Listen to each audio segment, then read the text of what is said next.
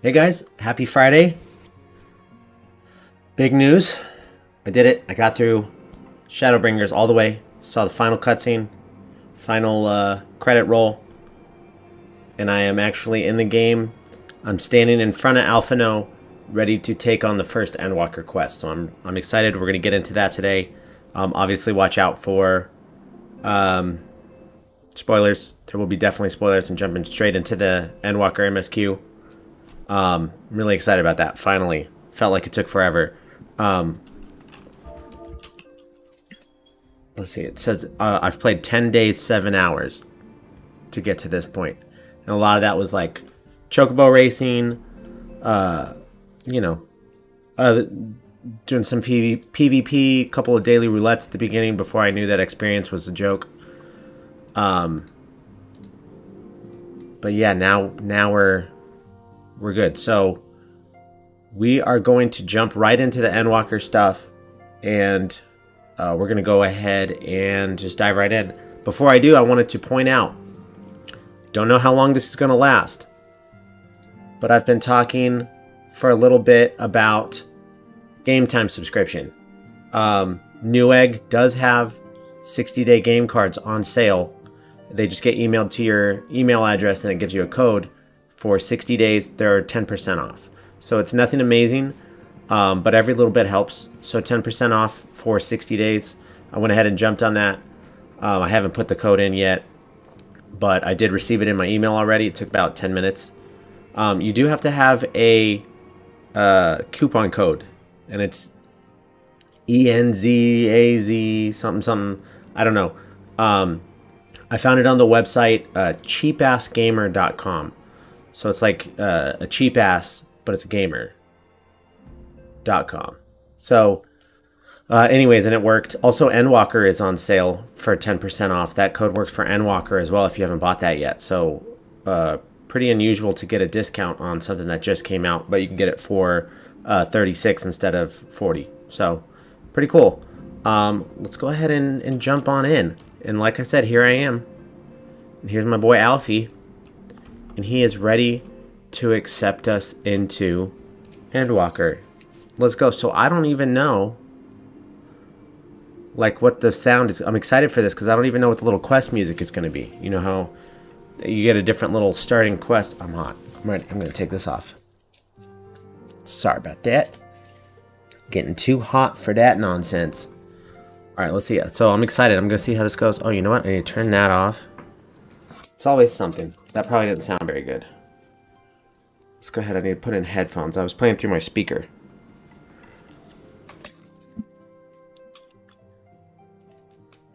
There we go.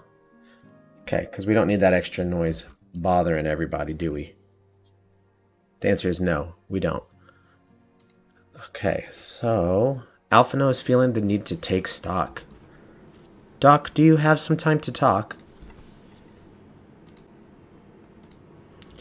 I would like to gather everyone in Dawn's Respite and together assess the situation in which we find ourselves. Me too. Let's see, where do we find ourselves? I believe this is new music. Let us take stock of the facts, shall we? The crisis at hand began with the sudden appearance of ominous towers in a multitude of locations throughout the world. We've since learned that said structures were brought into being by an organization known as the Telephoroi. The Telephoroi's stated purpose is to recreate the final days of eons past, an apocalyptic event that would result in the destruction of all we hold dear. Already have these towers of theirs been cause of untold suffering. Countless innocents kidnapped and imprisoned, their faith perverted for primal summonings. And unless we can find a way to deal with the corruptive aura surrounding the spires, we can't even get close enough to rescue anyone. Those shielded with the blessing of light seem able to resist being tempered at least. But after what happened to Ehrenwald and Fordola, we need to be very, very careful about how we proceed. Yet while these threats close to home are of paramount concern, we mustn't lose sight of the situation in Garlemald. As you know, the Telephoroi are under the leadership of Fandaniel and one other delightful fellow, Xenosier Galvis, the Crown Prince and our dear friend. To date, he's reclaimed his old body, murdered Emperor Varys, and plunged Garlemald into an even deeper pit of chaos. The capital has probably seen the worst of it. For a good while there, it saw the bloodiest fighting in the War of Succession. But that has since changed, and in troubling ways. Aye, during our reconnaissance, the air was not once rent by the barking of cannons or the cries of discord. 'Twas an eerie fog of silence which did blanket that ruined city. The inhabitants appeared to have been tempered, and with nary a word spoken did they labor to transform the place into a soaring edifice born of nightmares. If they were indeed made thralls, it seems safe to assume that these events too were orchestrated by the Telephori.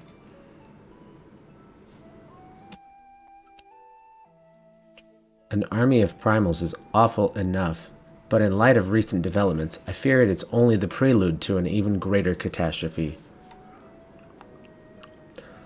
We need to devise a means to counter this threat, and quickly before our allies are overwhelmed.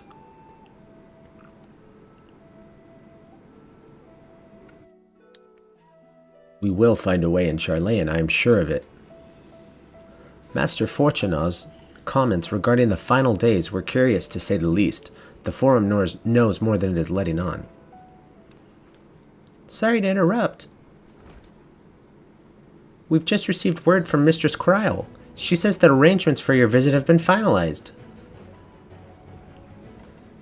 You're to head to Limsa Laminsa and board the next ship bound for Charlayan. And on arrival, present yourselves as associates of the students of Baldesian, come to assist with the Order's restoration.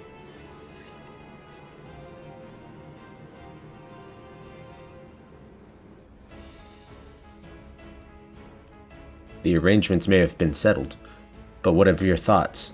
They must race at the prospect of returning home after so long.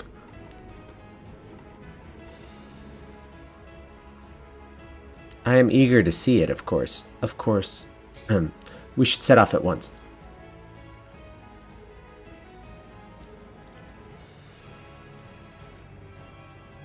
Then I'll accompany you to the docks. You need at least one person there to wave and cry and wish you a safe journey. True. It wouldn't be a trip without that, right?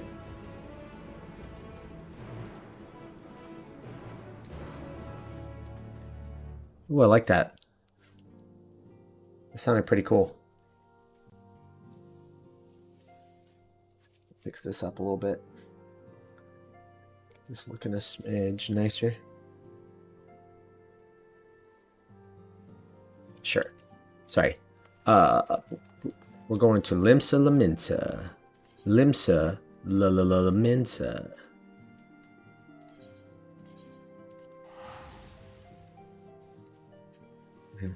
I really cannot believe how long it took me to get through Shadowbringers. Especially the post-patch stuff. I thought it was going to take not too long, and it took too long. It did. It was crazy. But we're here. We're caught up. I'm really excited to get into this. I'm really excited about this.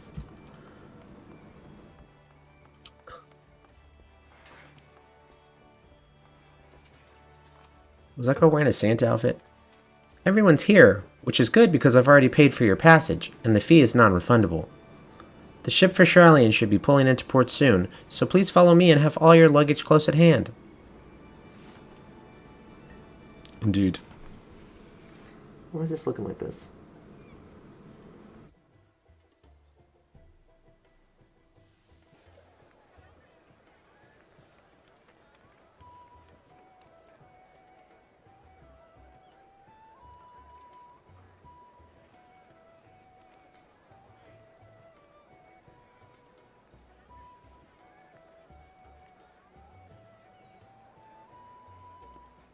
They've almost finished loading our cargo.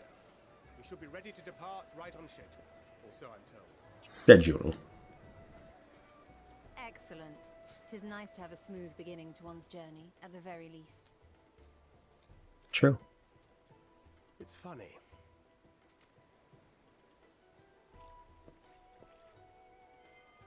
Master Look at that big old ship. came here on a ship very much like this one. And now, years later, the street urchin he befriended that day is bound for his mentor's homeland. With his mentor's grandchildren, no less. Indeed. Aye. 'Tis upon reflection that every twist of time's river and fate's whims are brought into sharp relief. Thou hast matured much in the intervening years. Wert thou not caught attempting to relieve Master Louisoix of his purse scant moments after he made landfall upon this dock? Got him. Oh, really? Now that's a tale I'd like to hear. That's too much hips, Alisay. Will this be your first visit to Charlian, Sir Estinian?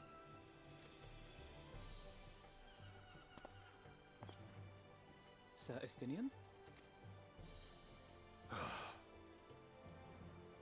Are we strangers newly met?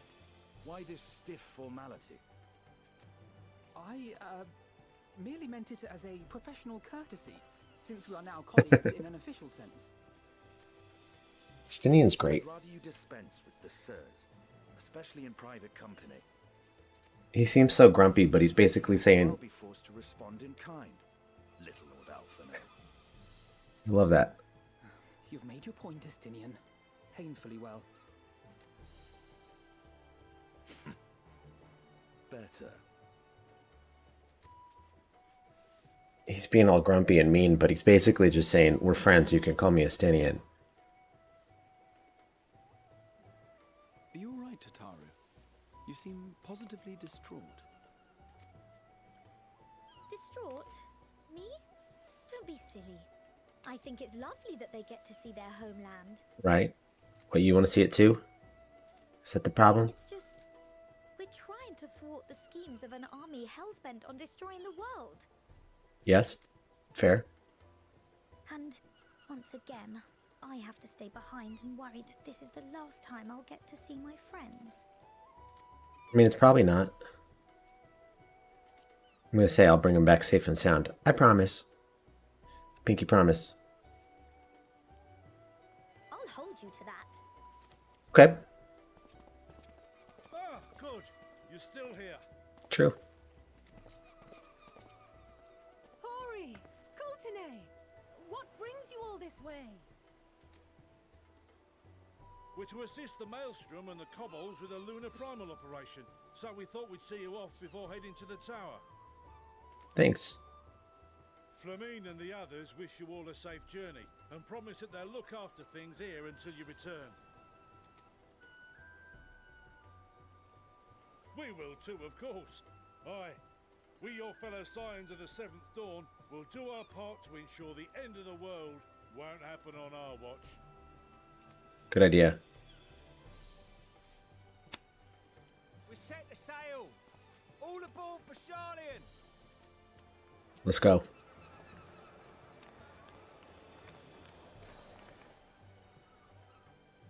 It's time. Indeed. Then we must delay no longer. We will contact you the moment we learn aught of value. Wish us luck.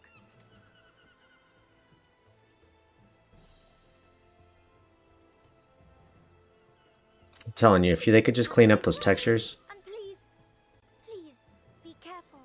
if you could just up this a little bit, this game would be quite a looker. I mean, it already is. But sometimes you see these background tiles, and up close they just look awful.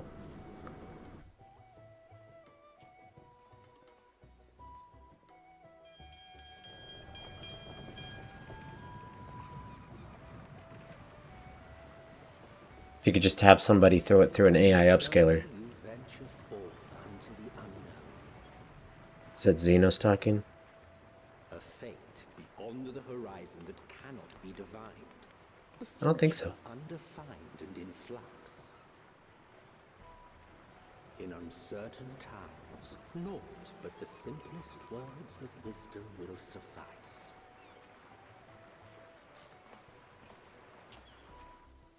That which lives is destined to die. Mm-hmm. Leads to loss. Every beginning has an end.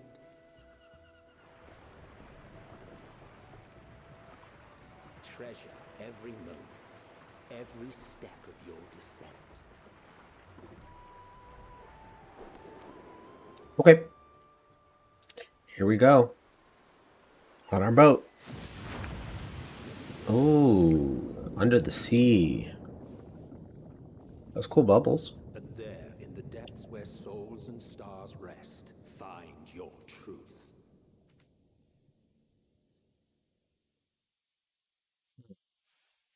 What does that mean? That's pretty spooky.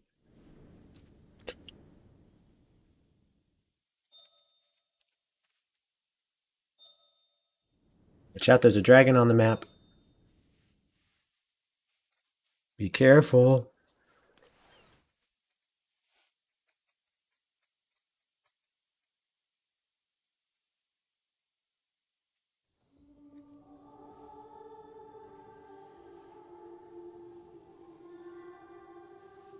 This drives me crazy. Why? Why does it gotta look like that? Ooh. Be better if I go like this? Nope, that's way worse. Come on. Get it together. Get it together. Oh my gosh, it's getting so much worse. Why? Why is this happening? Oh well, I just don't like that cloud around me. My fellow earlier riser. Oh, thanks, Georgie. I need it. I need the good luck. Though we're hardly alone. Envious of those still sleeping soundly, no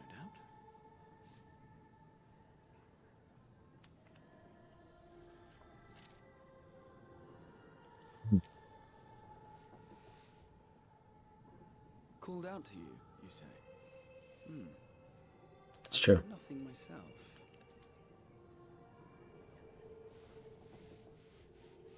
Yeah, we... I dare say the sea air will do you good. Why not join the others on deck? Charlian should be coming into view at any moment. Okay. We'll go check out on the deck. I wish I could become a pirate and sail the seas.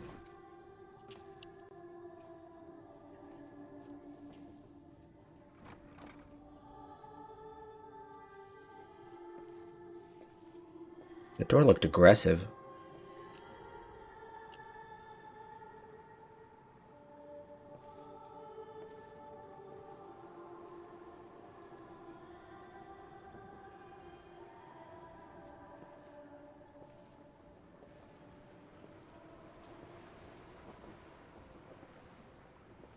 What? What in the world? We got a... Is that a ghost?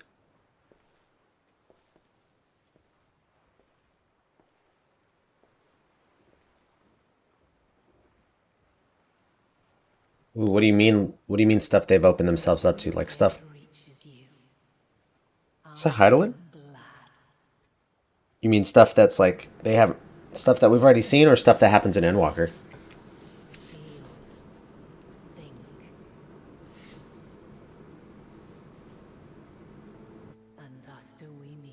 Oh, wow. Jumping right into it.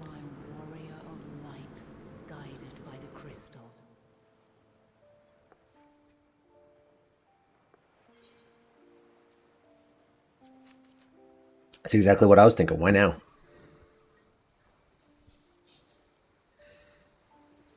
After your sojourn in the First, I believe you have your answer. You have gained an understanding of what I truly am, what Heidelin has always been, a primal. Ooh, I can't wait to see where they go in this expansion. I'm so excited. This is great. The way it's just built up and built up. I'm excited. I have no idea what happens.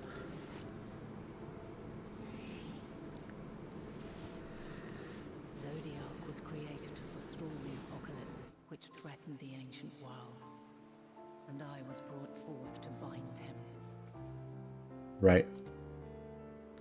Yet 7 times now, orchestrate a return to that bygone era, have rejoined a shard to the god I had sundered. The greater his strength grows, the swifter does mine own diminish. The power to draw your mind into the rift betwixt is no longer mine to wield. Oh. Interesting. It taxes me sorely. I dare not leave these words unsaid. Our characters had just been talking about how she hasn't been reaching out to me lately. Companions have accepted the burden of this star's troubled past. A conjunction has begun to form, an intertwining of your time and mine. Right, okay. Wheels shudder and turn. Conflict looms. Monumental. Which will decide the fate of this world and all life upon it. Right. That's just par for the course for us, though. When you truly understand what is at stake, and your journey has prepared you to surmount the insurmountable, then shall I honor the promise made in another time. Another age. Which promise? Cast your peepers to the fore, folks. Sharlian's just over yonder. Cast your peepers. Further. Your traveler's heart must yearn to behold this unfamiliar land. Yeah. We shall meet again. And soon. Cool, cool, cool, cool.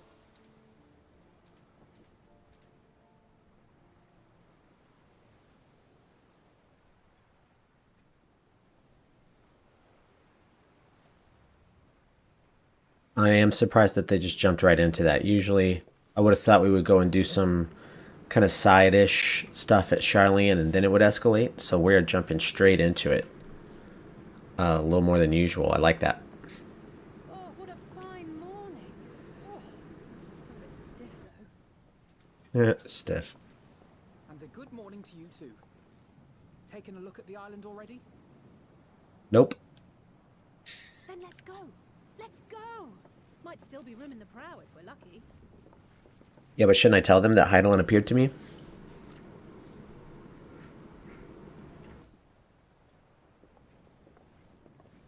I guess it can wait. Ah, the sleepers have arisen. There she is. Good old Charlian. Oh, I see it. Oh, dang.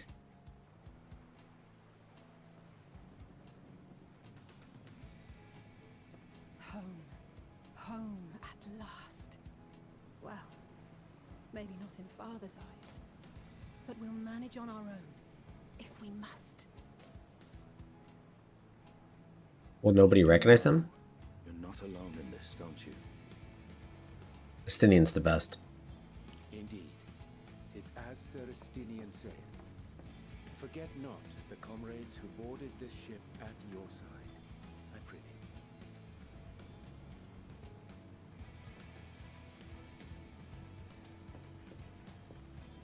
Thank you, my friends. We are ever grateful for your steadfast support.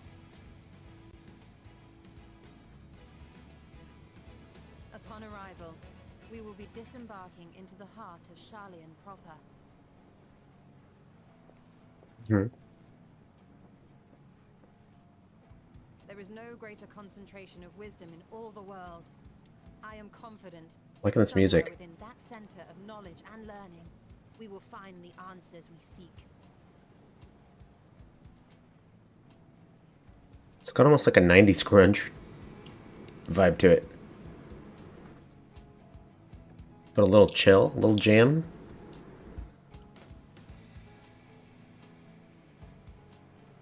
Like it.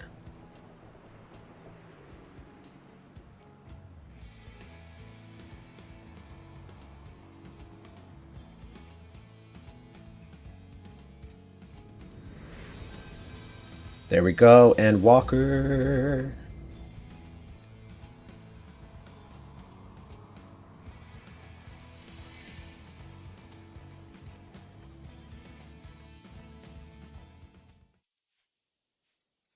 Sharlian, the solitary island nation of the northern seas. Where under the watchful gaze of Thaliak, patron deity of scholars, academics hoard all manner of knowledge and secrets. Once, they Man, that's a cool looking city. foreign students into a distant colony maintained in the Dravanian hinterlands. How swiftly they abandoned it once the first Garlean boot set hostile foot on Alamegan soil. So averse to the prosecution of war, these men of wisdom, your would-be allies.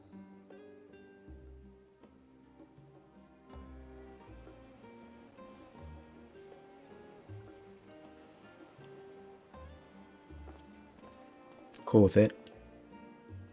I thought they'd never let us off the ship. What's next then? Entry applications? Hopefully they find no cause to deny us. They will. Hasn't Sharlian all but severed relations with foreign powers? Those of us without direct ties, myself included, may be refused outright. Okay. 'Tis true that, as a nation, Sharlian only forms trade agreements with a select few neutral countries. But from a practical standpoint, an island cannot afford to be overly strict with its borders. Especially not if that island's people are wholly devoted to the accumulation of knowledge. If one submits the proper paperwork, with satisfactory evidence of identity and intent, then foreigners may be granted entry. May. Yeah, what does that mean? So let us be absolutely clear on these points before we proceed. Okay. The immigration officer will ask for your affiliation and your purpose of visit. Considering Sharlian's views on intervention, I strongly suggest we avoid any mention of the Scions. Smart. Kral has laid the groundwork for us to act as associates of the students of Baldessian, and our ostensible reason for being here is to aid in their order's restoration. Right.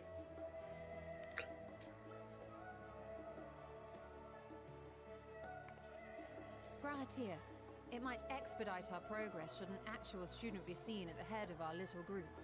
Would you mind leading the way? Of course. The immigration officers were this way, as I recall. Shall we? Nice.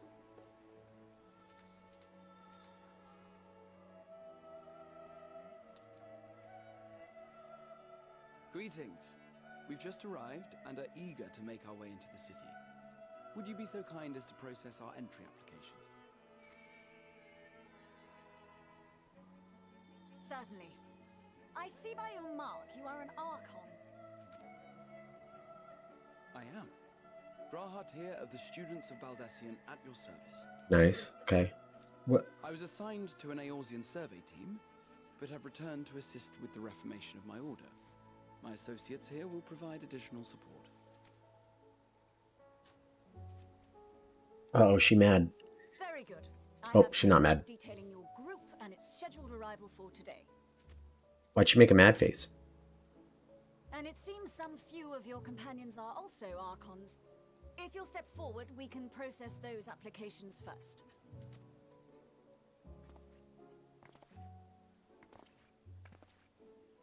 Ishtola rule.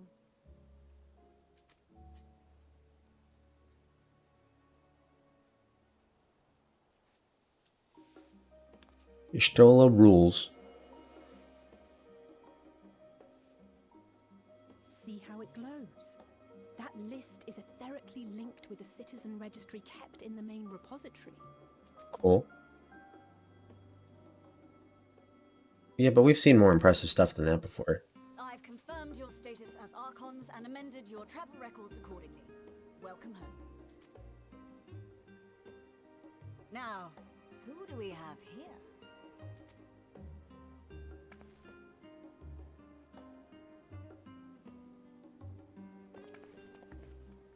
Are they going to be able to say who they really are? Alphino Leveilleur. And Alize Leveilleur. They were disowned by their dad, who's on the council here. Your applications have also been approved. Having said that, the streets are abuzz with talk of how House Leveilleur's lord disowned his young progeny.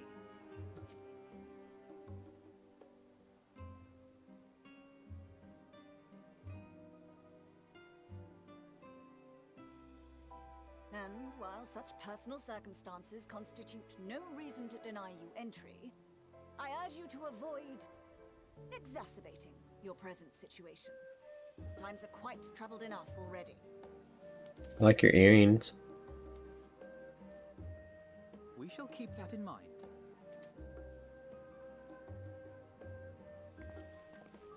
These last two are not Sharlayan natives, but you will find their credentials are in order. An application was made in advance.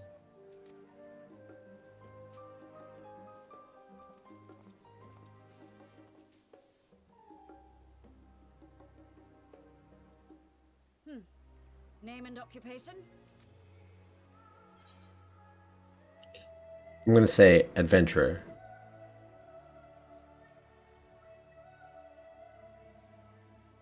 An adventurer.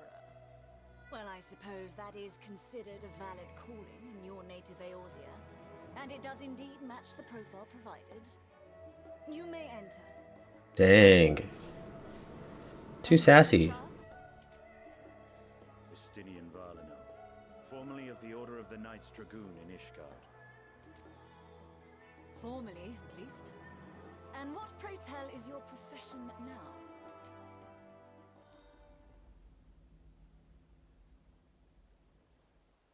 If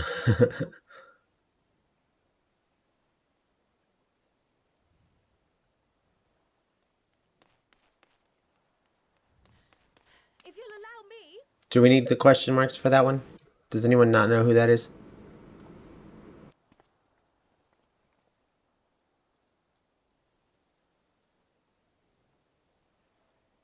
My associate is a mercenary, hired for his strength at arms. Surely you are aware of the dangers we often face on our forays into the wilderness. Mistress Baldessian, if you insist on sponsoring his entry, then so be it. But while I appreciate that desperate times call for desperate measures, I find your choice of company concerning. Be advised that even a single misstep may have severe repercussions for your organization. Nobody else could come up with mercenary. I have every confidence in my chosen company. Or he couldn't have also said adventurer. That they are. But I thank you for your concern.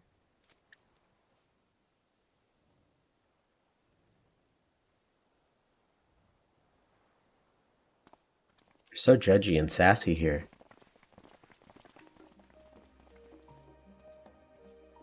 Croyle, it is good to see you. Likewise. Long voyage notwithstanding, you all seem none the worse for wear. There is much Thanks. to discuss, but this is hardly the place. Let's be on our way, shall we? Yeah.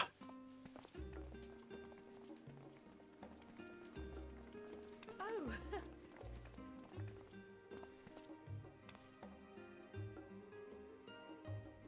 Welcome, friends, to Sharlayan. Thank you. As your mercenary, I should hope my welcome includes a generous salary. Got him. Well, I had to say something, Sir Taciturn. Huh.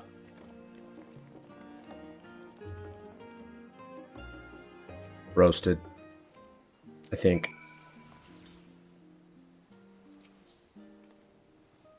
I'm glad I spotted your ship coming into port. The officers are born bureaucrats and sticklers for detail. In any case, you may relax and take a moment to get your legs back. I got a new weapon. Oh, that's pretty cool. Okay, I got a new weapon. A high durium tathlums. Let's see, what's the... I have a 500, and that goes all the way up to 515. That's pretty good. Ooh, that's cool looking. I like that. Nice. About to get a new chess piece.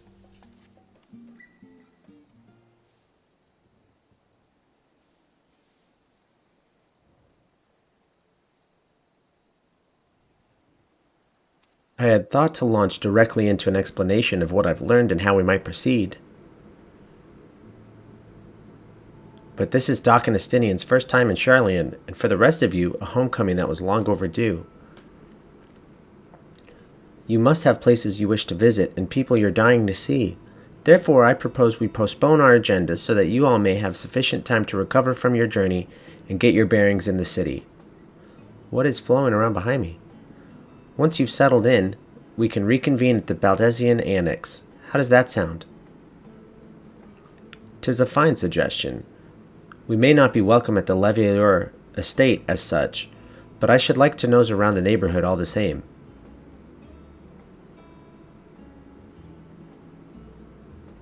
I am equally untethered, as it were. There is no particular place that my kin call home. Still, I would not pass up the opportunity to reacquaint myself with the city. Likewise, a quick tour of our old haunts might even yield some useful gossip. The annex was west of the Aetheryte Plaza, wasn't it? I shall join you there anon. Yes, we'll see you there. Thanks, Cryo. Bye. I too have places I would be remiss in not visiting forthwith. By thy leave.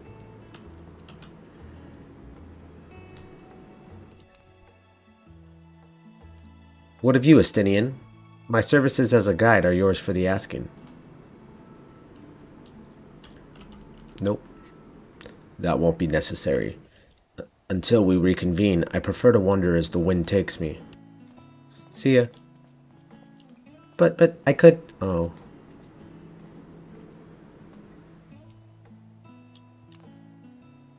Well, Raha, would you like to join us then? You've been gone for quite a while, and this would be the perfect way to refresh those dusty old memories of yours. Oh, of course, if you'll have me. Come, Doc. Sharlayan awaits. Why is it Sharlayan and not Sharlayan? I don't know.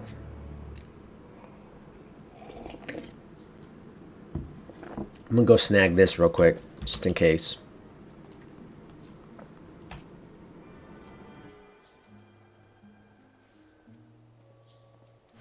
Got it.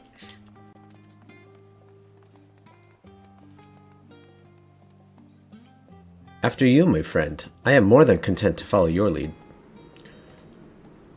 Sweet. Can also speak to him. If I wish to have him accompany me again, return and speak. Okay. Look, he's my buddy.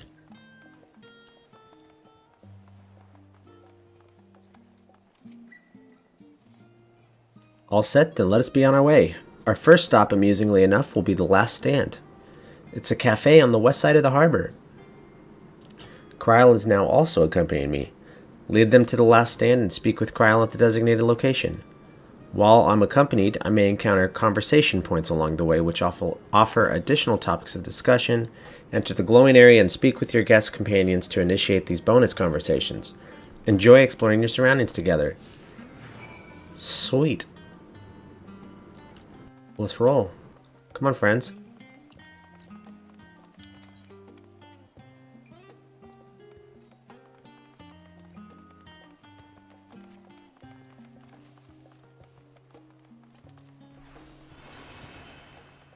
Oh yeah.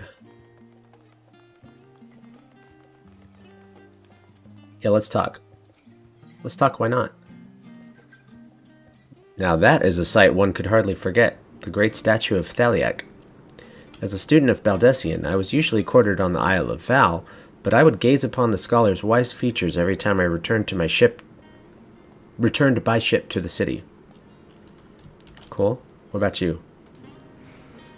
This path leading out towards the sea is known as the Thaliak Stoa, so named for the statue of the scholar which stands at its end. As you know, the Sharlayan people prize the accumulation of wisdom above all else. Thus, when Thaliak was chosen as our patron deity, it was more a matter of pragmatism than belief, an alignment of principles, as it were.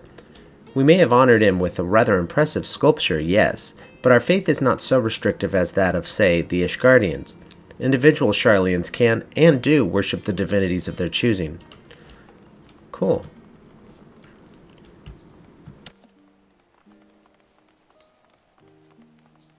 I want to get in the car with them.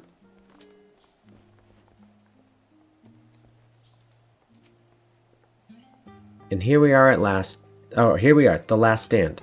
I may have mentioned this before, but although our research into nutrition and food preparation is quite extensive, the average Sharlayan tends to regard seasoning and flavor with a certain indifference. Excuse me, Graha, could you stop looking at me like that while Kral's talking to me? How can I put this? The food is, it's bland. It's encapsulated by our infamous Archon loaf. The prevailing sentiment towards cuisine is dietary value first and taste a distant second. There was one pupil at the studium, however, who could stomach the school's insipid meals no longer, so he quit his lessons and poured all his savings into building a proper eatery. And so The Last Stand came to be. It is, as the name implies, the sole dedicated outpost of fine dining in Sharlayan, the one and only bastion of the culinary arts in an isle of otherwise mediocre fare. I seem to recall their burger being hailed as one of the more impressive items on the menu. Not that I ever had the pleasure of eating one myself. Because you were a typical Sharlayan when it came to cheap and convenient, Raha. But surely Tataru has since taught you how to appreciate a well-prepared dish. We should all stop in when time permits and sample the cafe's delights. Shall we press on? The stairs to the side of the cafe will take us up to the Aetheryte Plaza.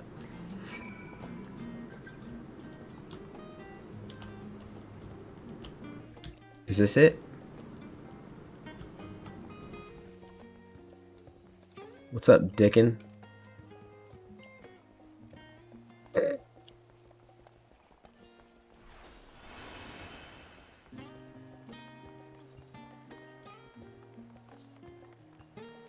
This place is huge.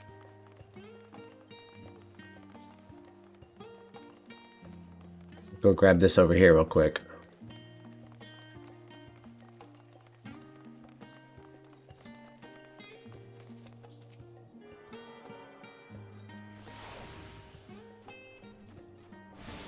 You can go inside there? Oh, this is... okay. That's... Alright, I was thinking like, whoa, you can go inside everywhere? But that might just be one that's important to the story, because we've already mentioned the Baldessian Annex a few times. Can we go in this one? It doesn't look like it.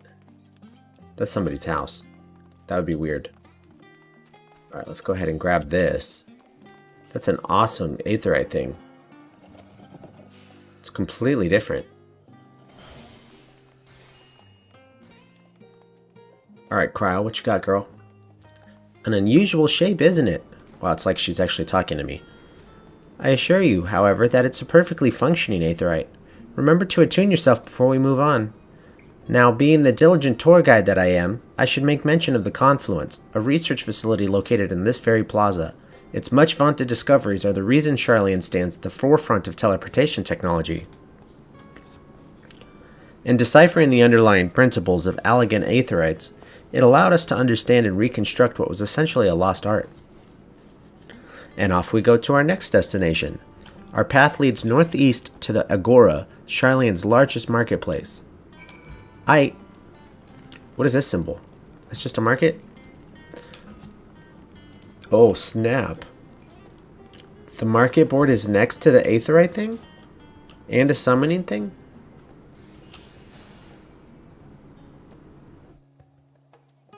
This could be a nice place to go for that kind of stuff. What do you guys want to talk about? Let's discuss bookstalls. Do you mind if I browse the shelves for a moment? There might be some hidden gems I've yet to read. Only a moment? How optimistic. Feel free to browse all you like, but we won't wait around for you. Perhaps I'll return here later then. We don't have time for nonsense like that, you guys. We're trying to save the world. Gosh, I want that little chocobo. He's so cute. And he reminds me of, I used to play that chocobo racing back in the day. Game was hard. There's a new one coming out, actually. So that's kind of cool. Welcome to the Agora, where you can find wares made in Charlian, as well as a wide selection of imported goods. They also used to sell questionable prototypes from the various research institutes, but I think that practice has thankfully died out, for the most part. Otherwise, I can think of no better place to stock up for your next big adventure. Am I overselling it? On a more serious note, the next stop on our tour is one which has particular relevance to our ultimate purpose here. We must head back up to the Aetheryte Plaza, follow the path north, then climb the stairs up to that imposing building at the very top. Okay.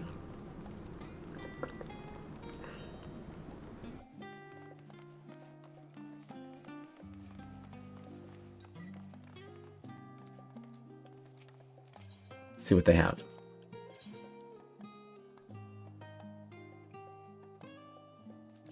Is that cool looking? No? No, it's not. But is it better? No. Is that cool? Actually, kind of. Maybe I'll grab one of those just to have. Let's see, what is this? That's pretty cool. I like that. Is that better? No. But I'm going to grab it. I'm going to put these in. Dark hempen trousers. No, I have stuff that looks just like that. About the shoes? Nope. Cool. I'll just put those as glamour. Where am I going? Back up this way. And then to the north. Ah, yeah, to the big old building.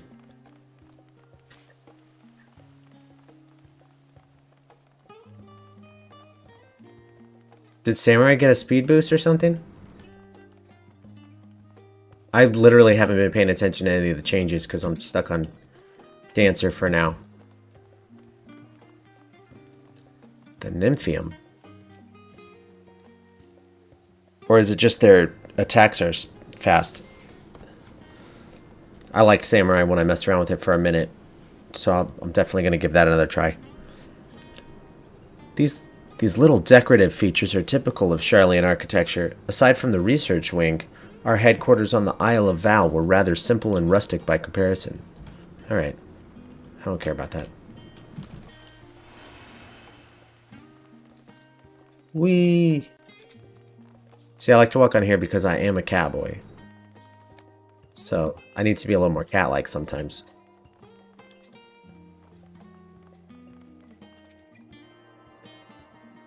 Get this one.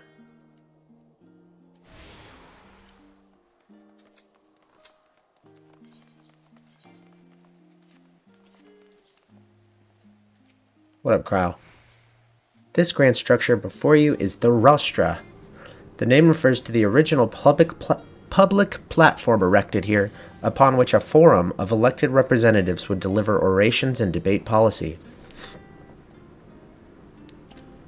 Although the stage has since evolved into council chambers, the nature of the forum and the duties of its members remain largely unchanged.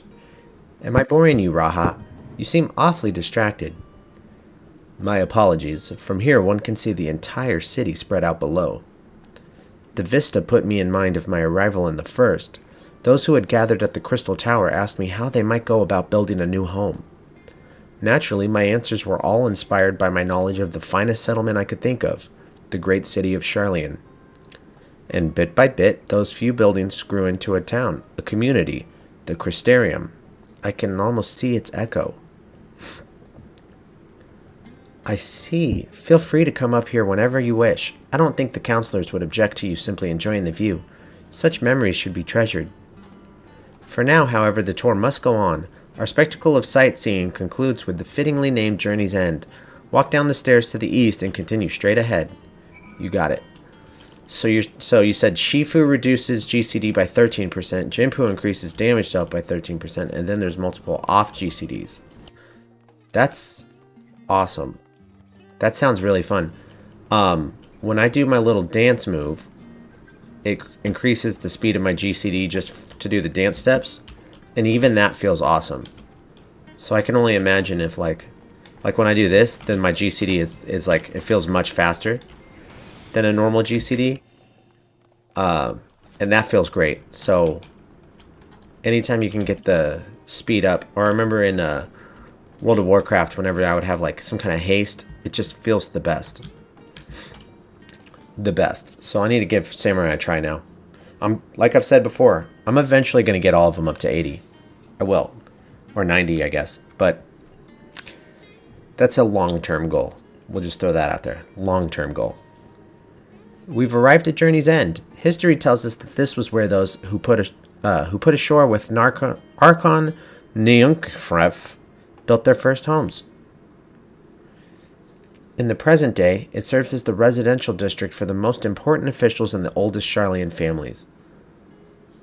You'll see that one mansion is clearly larger than its neighbors. That estate belongs to our friends from House Leveilleur.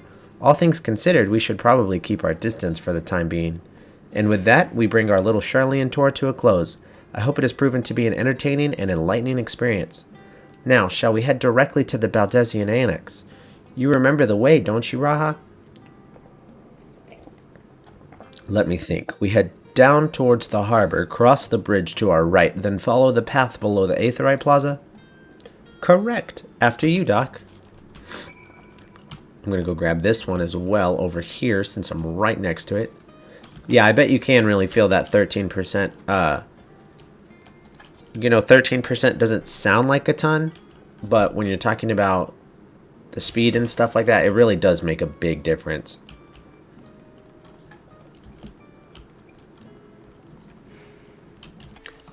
That's for true.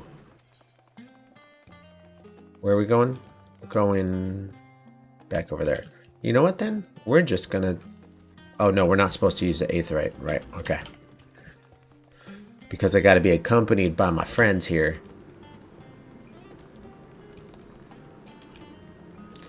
And I brought little Raubon with me. So, let's get a new buddy. Oh, what? What do you guys want to talk about? Journey's End. Right, we crossed the bridge here, as I recall. Stick to the path and be careful not to end up back in the Aetheryte Plaza. Okay.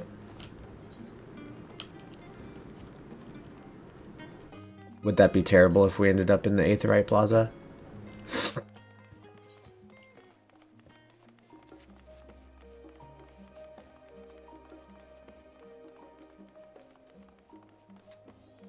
Jump in here, be a cat.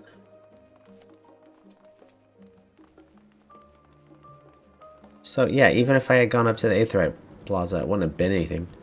Binky Bonky, that's a good name.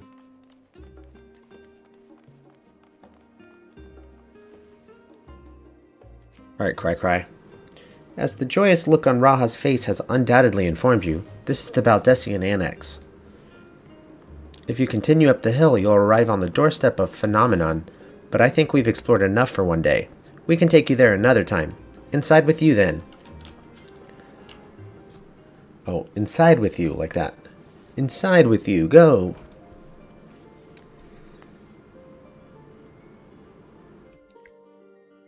I'm back, and I've brought Doc and Raha with me.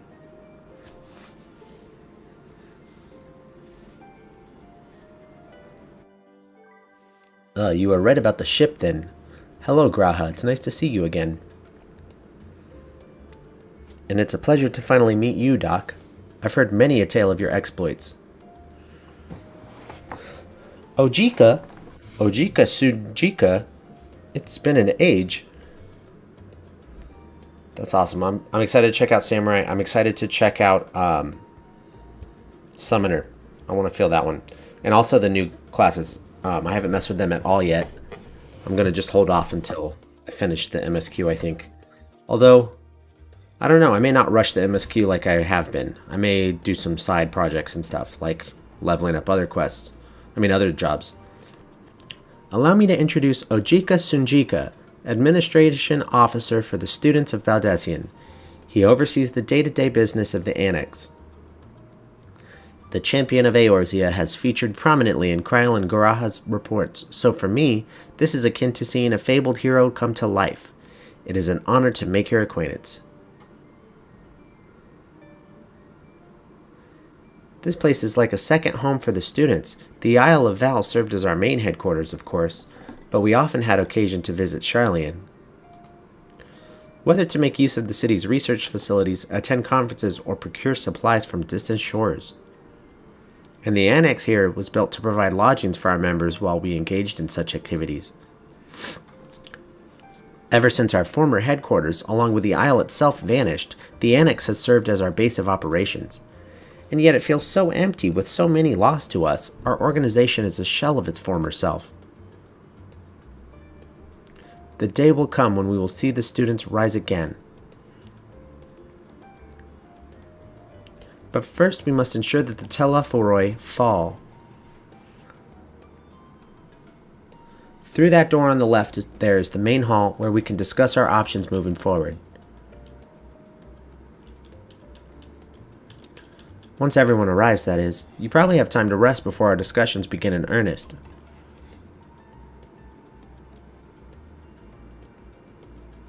I've had private quarters prepared for you in the Andron, so please feel free to make yourself at home.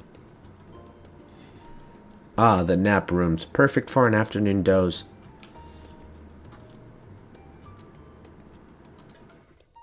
Oh, I didn't mean to give you the wrong impression. The chambers are quite well appointed.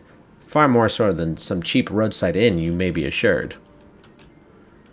'Twas simply that we were often so busy with research or exhausted from journeys abroad that we would slip into the Andron just to steal a few winks. And thus they became known amongst the students as nap rooms, even if many such naps might last well into the following morning. Say the word and I'll be happy to show you to your chamber. Hopefully the others won't be too long in coming. I'll wait for you all in the main hall. Sounds good, friend.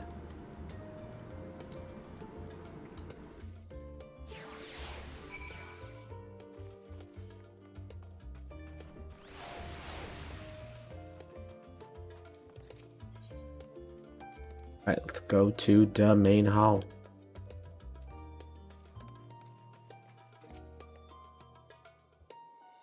Feeling refreshed and alert? Our colleagues should be wandering in soon, so I suggest we stay here and wait for them to join us.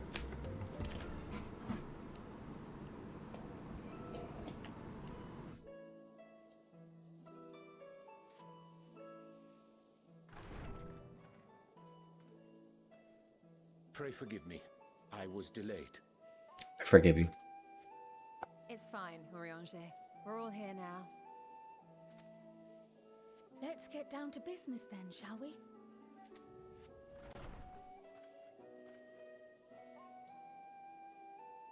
Come what may, we must prevent the Telephoroi's plans from coming to fruition. At present, I see two paths for gathering the information which may aid us in achieving that goal. Okay. The first involves an investigation into the change which has come over Sharlayan, not to mention the recent inscrutable behavior of the Forum. As most of you know, the 99 members of the Forum are elected from the general populace. This alone guarantees a plethora of opinion with regards to foreign policy. Sure. The bibliotheques, for example, are a group of conservatives which would have Sharlayan focus on recording history, while remaining entirely uninvolved in the making of it.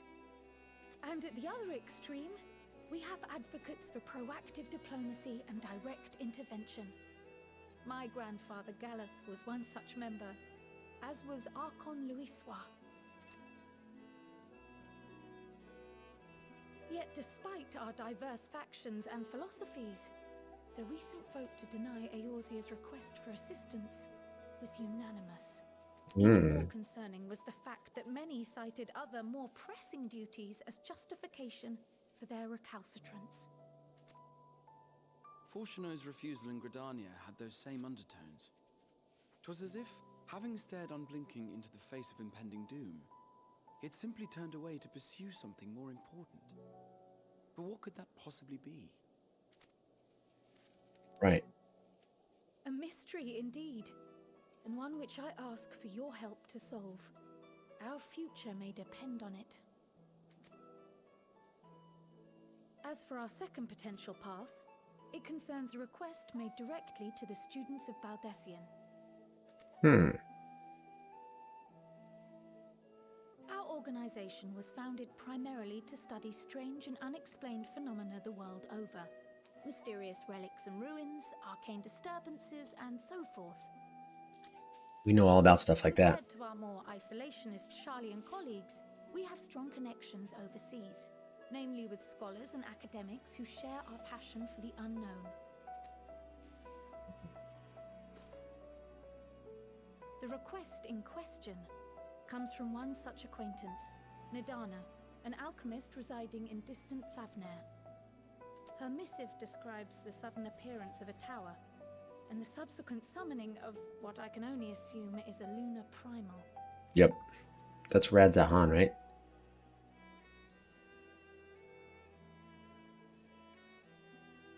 In response to this threat, the satrap of Radzat-Han, the individual who governs the city-state, has instructed the alchemists to find a means to deal with the spire.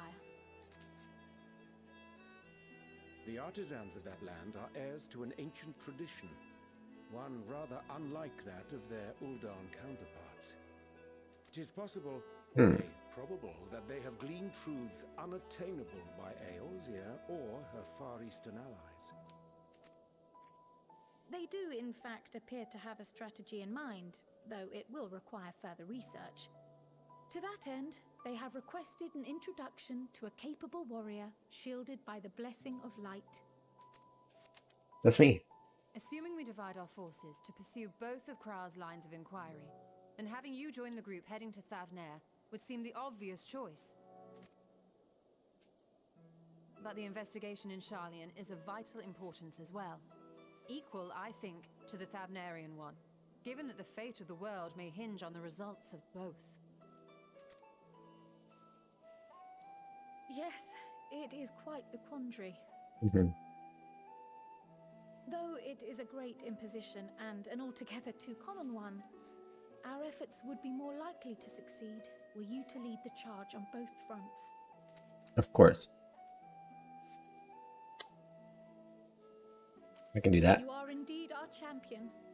As to which task to tackle first, we will defer to your decision. Let us next decide how everyone else might best be assigned. As for myself, I shall continue what I've begun in Charlian. I should also like to steal the services of an Archon or two. Okay. And thereby gain access to a greater range of reading material. I will help with that. Allow me to offer my assistance. I have some small amount of experience in the field of research. Nice. Yes, you do.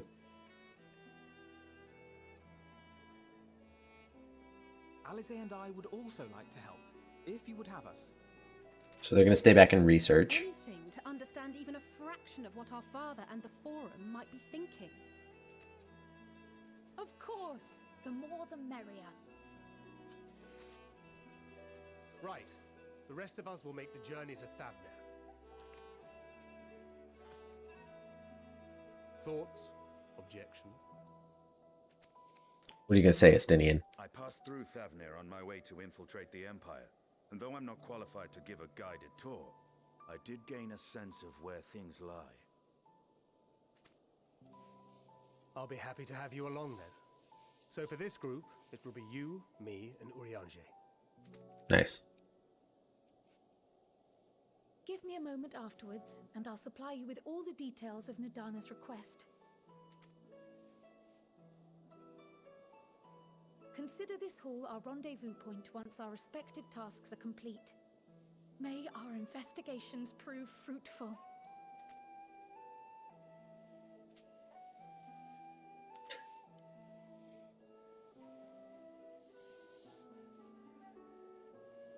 Yeah, this is structurally the same as Shadowbringers. So what's probably going to happen is I'm going to go to each of these zones, get just a little ways into them, and then something will cut me short, or I'll finish my first job there and head back, and then we'll finish those out at a much later we'll go and finish out those zones much later. Whereas the other zones that we go to will pretty much be, you know, when you start it is when you're also going to finish it. It's kind of a cool looking jacket thing. It's a pretty good look.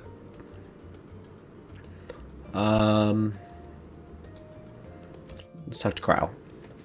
What's she going to give me? Boots? What's the other guy going to give me?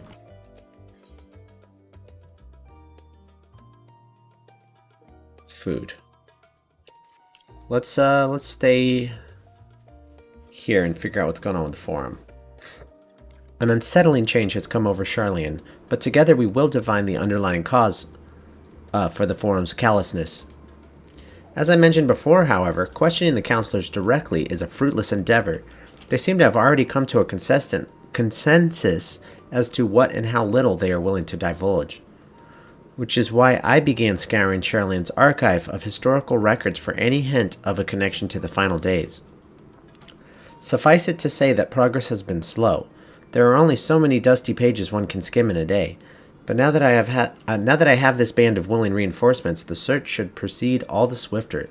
Let us reconvene outside Numenon, shall we? Exit the annex to the right, and you'll find the archives on the western edge of the woods.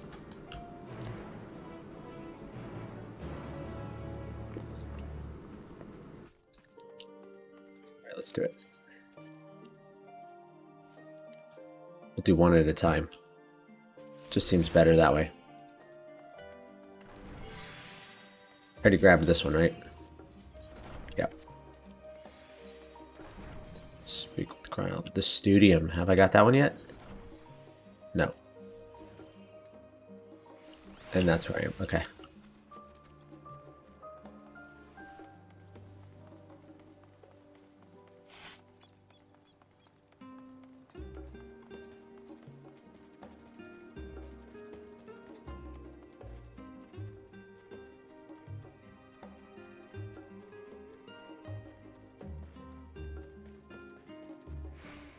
Can I climb up this little hill? Please? Let's go. We'll go grab this waypoint over here.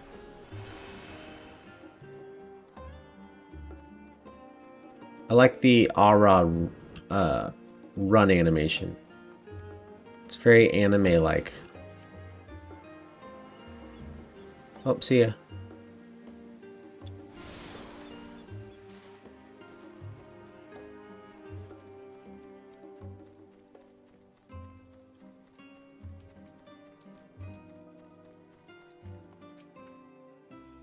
My directions were easy enough to follow, I hope.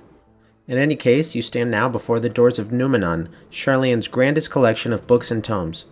This building is actually only an entrance, and one of many at that, for the archives of Numenon extend deep beneath the surface like the roots of a tree. The vast halls of the Great Gooble Library pale in comparison to Numenon's endless maze of subterranean chambers. Any citizen of Charlian is free to enter and peruse its shelves. Well, most of its shelves. Only Archons are afforded access to certain restricted vaults. I've dispatched Ishtola and Raha to investigate those. Meanwhile, Alizé and Alphino will help me continue my search through the stacks open to the general public. Your status presents more of a problem. As a non-citizen, you are only permitted to browse the first floor here at the entrance. Even so, there should be a number of books which touch upon Charlian history or forum policy. Your task will be to find and study the relevant publications. I promise you a working knowledge of those subjects will make it far easier to spot the sort of clues we're looking for. Let us be about it, shall we? I've told the others to meet us at the stone benches over there once they've found some promising tomes. Happy reading!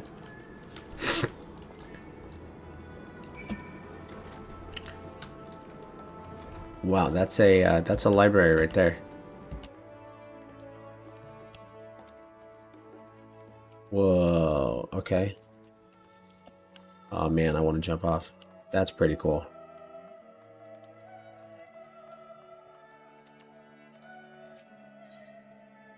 Stewards of Wisdom. During the chaos of the Sixth Umbral Calamity, Archon Nyan Kremph, founder of Charlian, bore witness to the madness and savagery of men brought to the brink of despair.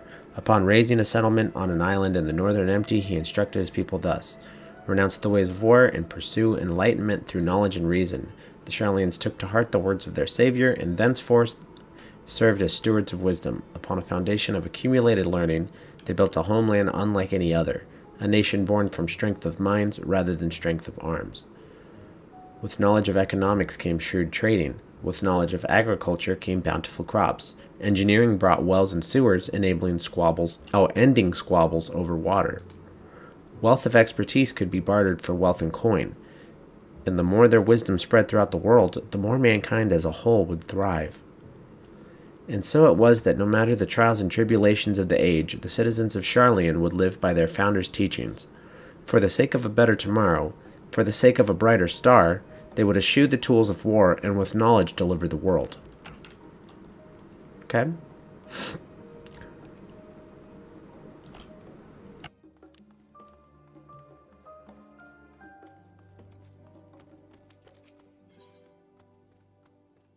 Forever 20 summers. My beloved seekers of knowledge, have you ever put learning before your health and neglected to feed and rest your body as you should? I too once engaged in such foolish practices. Let's skip this one. That's just a self-help book. And it's basically called Forever 21. An Introduction to the Heavens. Have you ever gazed at the skies above and contemplated? Nah.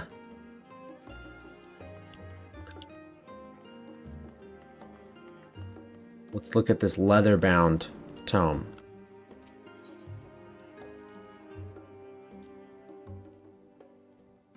In the years which followed the founding of Sharlayan, civic policy and other matters of import were decided at the Ecclesia, a public forum at which every citizen was eligible to speak. As the city's population grew, however, this format became increasingly impractical. The larger number of participants gave rise to ever longer debates, resulting in significant delays of vital resolutions. Various measures were introduced in an attempt to curtail protracted discussions, but in the year 201 of the Sixth Astral Era, it was ultimately decreed that Sharlayan would transition to a new form of governance. The nation would now be led by a body of 99 members, citizens chosen from amongst their peers by means of a nationwide vote. Thus was the forum as we know it today conceived and created. Got it. And I think there's only one more over here, right?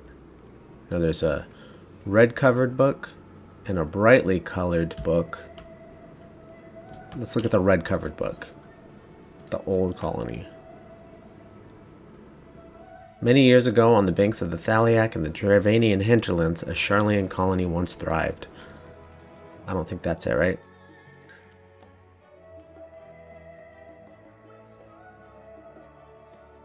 Okay, no, it doesn't. The story of Sharlayan. This could be good. Long, long ago, on an island in the northern sea, there lived a Rogadan man by the name of Nyankremph. Nyankremph was a student of astrology, and he divined that a flood of terrifying proportions would soon sweep over the lands of Eorzea. So it was that he built a gigantic ship, assembled a crew, and set sail for that imperiled realm. The flood arrived as foretold, and to their horror, the strangely churning waters drove the people towards the ocean.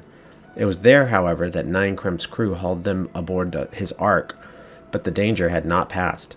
A towering wave approached, threatening to smash the vessel to pieces. With only moments to spare, Nyankremph wove a mighty spell of teleportation and shifted the entire ship to safety atop Abalathia's spine.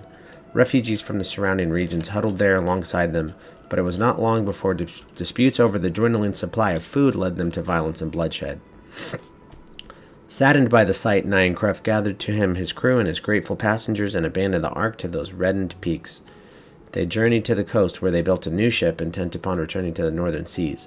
They landed on the beach of an island and settled upon that very spot. That settlement prospered and grew, and in time it became the city of Sharlayan we live in to this day. Got it. That's talking about that one giant ship that's up on the mountains. Wasn't it? Or am I tripping?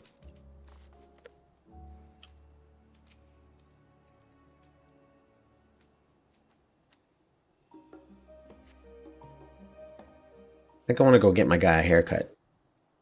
I want a new haircut for this expansion.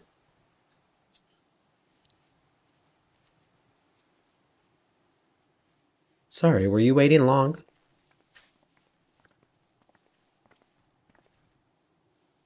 I wanted to make sure I'd borrowed at least a few promising volumes.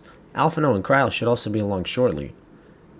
I was delayed in similar fashion. As far as I could see, no titles in the Archon stacks mentioned the final day specifically, so we have no choice but to start with the tangentially relevant tomes, if they are even that. At present, the plan is to skim through as quickly as we dare, and share our discoveries as we make them. It would have been nice to invite everyone to the estate, plenty of comfortable places to read, and a ready supply of hot tea. Oh, I was always quite fond of reading outside. But it's not about the little pleasures, is it? You miss your home. It's been difficult. After our arrival, we managed to speak with one of the family servants and ask how things are. It seems our dear father has instructed the staff that even if Alphinae and I were to return to Sharlayan, we were not to be allowed across the threshold. A harsh measure indeed. I hope that our efforts to understand his position and that of the Forum will perhaps lead to a reconciliation. We'll mend this rift one day, I'm certain of it. And what of you, Garaha? Have you been to visit your family, or do they not live here in the city? Well, my situation is also somewhat complicated. I was raised in Sharlayan, yes, but I was born rather further away. In the southern reaches of Ilsabard, in fact. For generations, my people have dwelt in Corvos, the coastal region opposite the island of Thavnair. The Alligans founded a city in that fertile land, and by ship brought in the subjugated tribes of the Mikote to serve as laborers. Of course, the massive earthquakes of the Fourth Umbral Calamity brought an end to the Empire's reign, and when the Fifth Calamity froze the seas solid, many of the tribes still living in Corvos braved the journey back to Eorzea. My ancestors, however, chose to remain, that they might prevent the remnants of Allagan technology from being misused. Isn't Corvos under Garlean rule? For the past 50 years, yes. Some semblance of local culture remains, as is the case for most imperial provinces, but Garlemald renamed the legion Locus Amoenus. When I was a boy, a nearby town came under the jurisdiction of an illustrious imperial family, the nobles of House Darnus.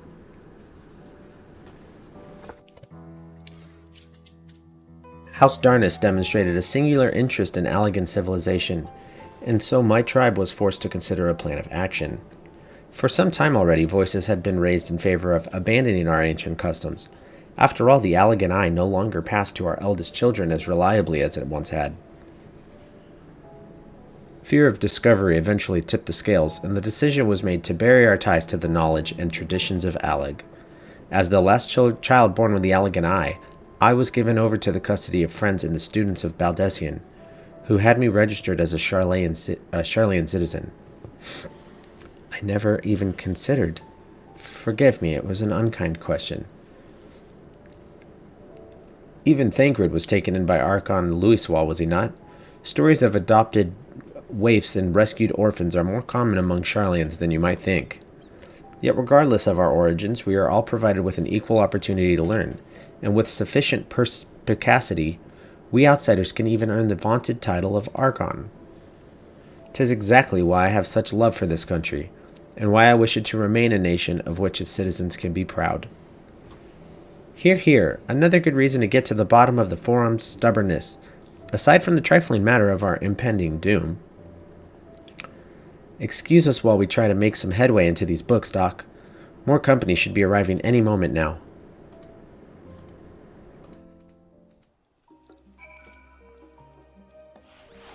Now we're gonna wait.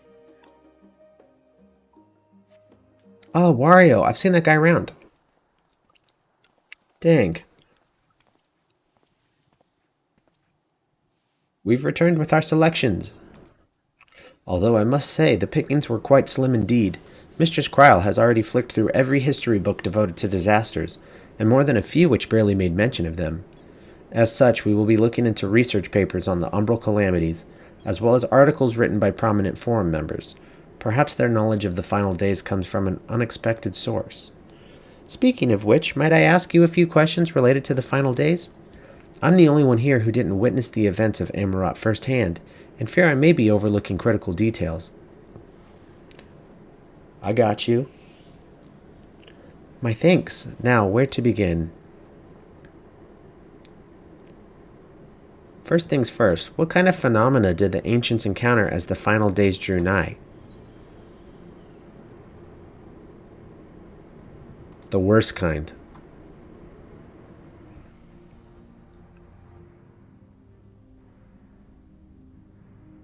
Well, that certainly is an accurate, if somewhat ambiguous, impression. To expound upon that explanation, the unfolding catastrophe wrought havoc on all manner of life.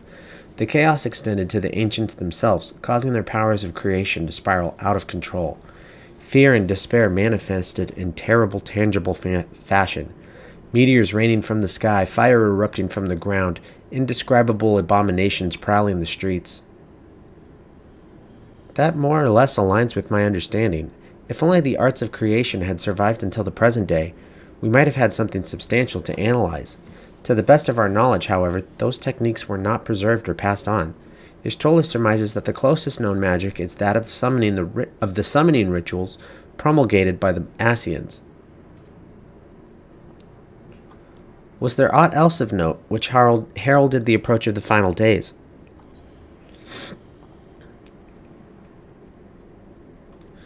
Alphanos got this. Me? Well, as you wish. The Amaratines were debating the cause of an anomaly which had been observed in the lands across the sea. By this fact alone, we can deduce that the final days occurred not all at once, the world over, but rather had a point of origin from which it began to spread. Others also spoke of a keening sound rising from the land itself, just before a region was visited by catastrophe. We never did hear this sound ourselves, of course, thrust as we were into the mist of madness. So the ground was crying out, you say? To be considered the harbinger of doom, it must have been quite distinctive and probably quite loud. I'll have to speak with one of Nomenon's mammoths and ask after any books which make mention of such a sound. Last but not least, would you describe how the ancients sought to quell this unprecedented calamity? What definitive action did they take? They summoned Hydaelyn, right? I believe it was Zodiark who was summoned in response to the final days. Many sacrificed themselves to bring him into being, with Elidibus serving as his heart. Oh, that's right. We do not know exactly how Zodiark brought salvation to the star, only that by his godlike will were the laws of nature set aright. Then, once the balance was redressed, the ancients offered up a further sacrifice to heal the ravages of the final days. Lives sprouted anew, and it was these fledgling souls they intended to render unto Zodiark, a trade that would have allowed them to resurrect the shades of loved ones absorbed by the primal. Or might have, had Venat and her fellows not manifested their opposition in the form of Hydaelyn. Thank you, both of you, for the detailed review. I feel much more confident now in my understanding of events. With all that freshly in mind, it does make me wonder what the Telophoroi truly mean when they speak of bringing back the final days. We've seen what they're doing with those towers of theirs. Is forcing people to summon primals a kind of catalyst? Are they attempting to mirror the conditions caused by the unstable creation magics? Or are they simply using the final days as a figure of speech, a convenient metaphor for the scale of destruction they plan to unleash? But this is all just pointless conjecture at this stage. Let us return our attention to the forum, shall we? We should keep an eye out for Y'shtola, but 'tis time we began studying these research papers.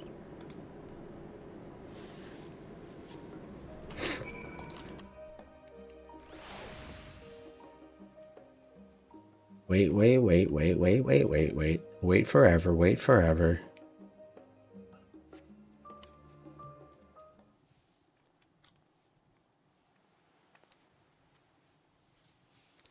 I'm the last, am I? Well, my extended search of the Archon stacks produced 1 or 2 possibly useful books. But I wouldn't get your hopes up. If you recall, Urianger learned of the source's reflections from the Garan oracles.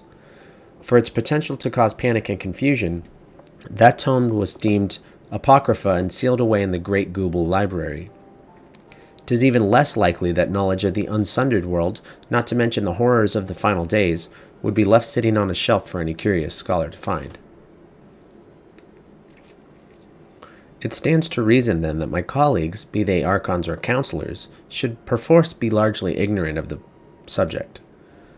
Yet when you confronted Master Fortuno with knowledge of the Telophoroi and their machinations, he scoffed at the suggestion that they posed a threat. He seemed adamant that the Forum would know if the final days were truly upon us, which only supports the conclusion that whatever privileged wisdom is guiding the Forum's behavior, it's being kept secret from the rest of the nation. It's a good point. It's a very good point. Not that I mean to excuse myself from reading duty. Whether they contain mention of the final days or no, these books could yet hold something of value. You weren't thinking of leaving, were you? There's plenty of work for everyone. Gah.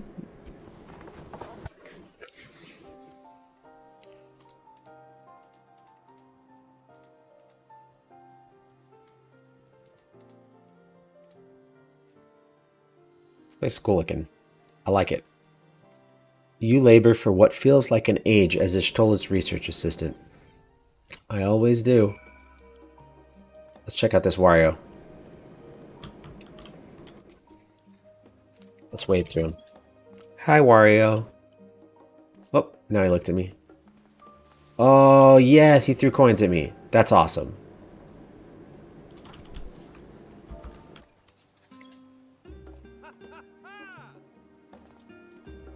That's fantastic. Oh dear, you look exhausted. But what about your studies? Were you able to find any books on the subjects I mentioned? Then the day was well spent. Should you wish to read them again, a mammoth at the reference desk will point you in the right direction. For the moment, though, I suggest you take a well-deserved rest. We might be occupied with our research for quite some time. Let's go, go, go. I need to get rid of all this materia.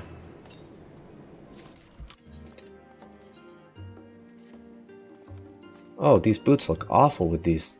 What is going on with these boots?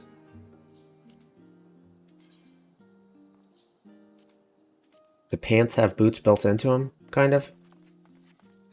That's a terrible look. Terrible, terrible, terrible.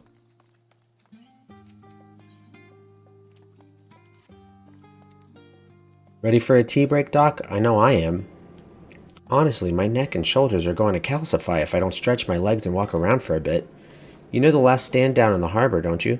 Come and meet me near the outside tables and I'll treat you to their coffee. It's quite good. Sure, let's go have a coffee. Where? Yeah, okay, let's go.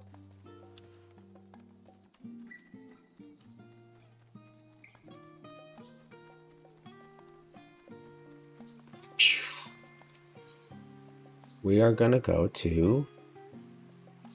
Wasn't it? Oh, it's down here. Scholars Harbor. Scholars Harbor. For some reason I can't say harbor without doing a Boston accent sometimes. We're going to Scholars Harbor.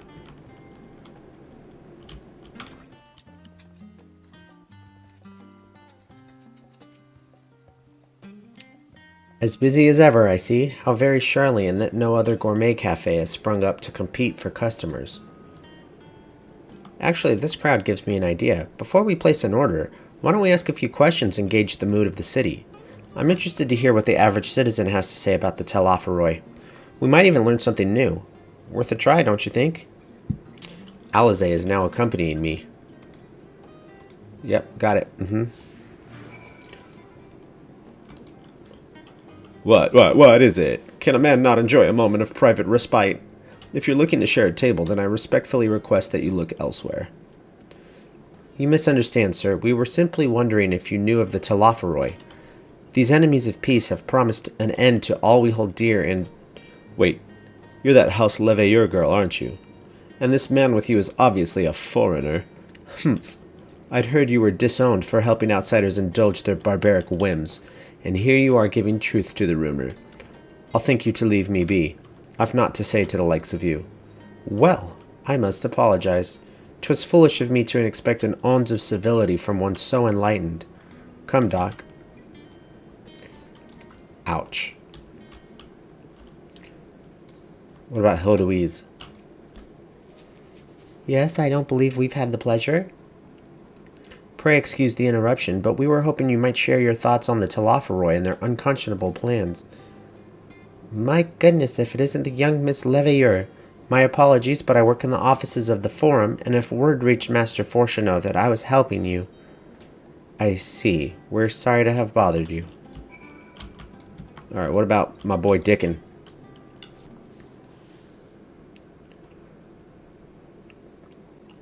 Welcome, sir. What can I offer you today? Wait, is that Mistress Alizé I see there? My word, how long has it been? Far too long. Meet Dickon, the owner of The Last Stand. I used to frequent his cafe on occasion in between lessons at the studium. That seems like an age ago now. I remember hearing you and Master Alphino had set sail for Eorzea, but then you never came back. Lately there's been gossip about your father disowning the pair of you. Everything all right at home? It's complicated, and I hadn't expected complete strangers to be so familiar with our situation quite so quickly. Everyone has an opinion, it seems. Well, it is House Leveilleur. No matter how discreet Master Fortuneau may have been, news of your family's doings never stay secret for long. Things being what they are, what brings you back to the city now, of all times? We have questions, and only Charlian has the answers. Tell me, Master Dickon, have you heard anything about an apocalypse called the Final Days? What, like the end of the world? Nothing like that, I'm afraid. And that's what you're here to find? Information on this apocalypse? Yes, whatever we can learn. Unfortunately, your patrons appear to be unwilling to speak with me. I wish there was more I could do to help.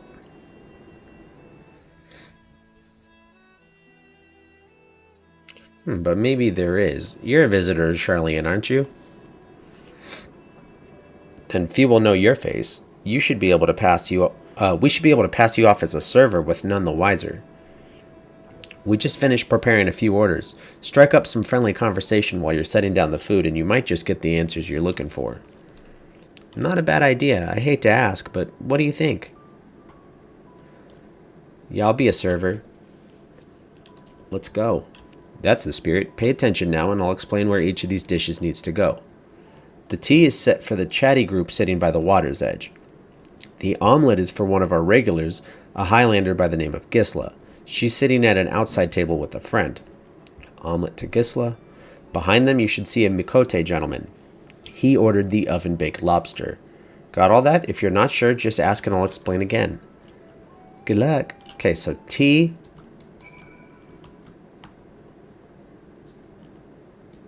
Do I already have this stuff? Okay, so tea is for the people by the water's edge. This is tea. For Hermanjart. Oh, my tea set. Lovely, thank you. The Telefahu? I'm sorry, I've never heard of them or their final days. My friends and I are somewhat uninformed when it comes to current events. Now, if you wanted to hear about ritual arcane practices of the sixth astral era, common or esoteric, then I'd be happy to talk your ear off. Alright, cool. Gisla had an omelet. Ah, finally, 2, 4, 6, 8. Let's dig in, no time to waste.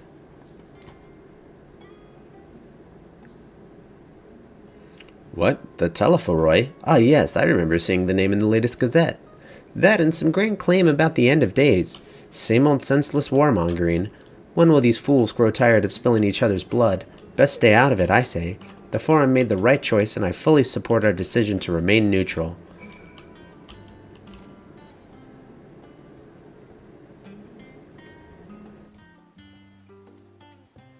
At last, the oven-baked lobster is mine. You have no idea how long I've scrimped and saved and suffered to afford this heavenly dish.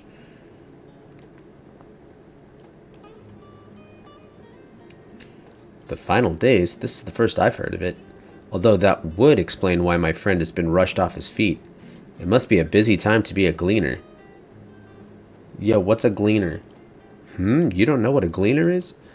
They're collectors of a sort. Travel the world procuring things that we haven't got here in Charlian.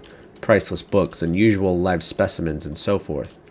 So named for those folk who trail after their reapers in the field, picking up every grain which was missed. Aye, by all accounts, gleaning is a most meticulous and demanding profession. If these Telephoroi make good on their audacious threats, then many uncatalogued rarities could be lost forever. Why else would the gleaners be buzzing about in such a frenzy? Watch the harbor and you'll see what I mean. They're carting loads in from the docks all day.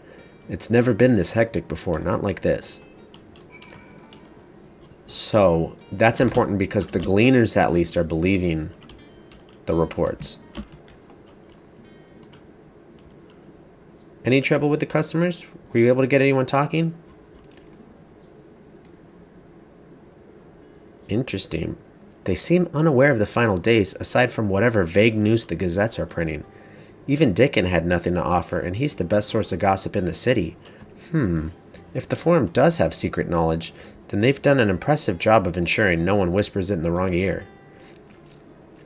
In any case, thank you for playing the part so well. Here, that cup of coffee I promised. I'll accept it like this. Thank you. But let's enjoy our drink somewhere else, shall we? Maybe behind the peristyle, away from the gossips and their wagging tongues.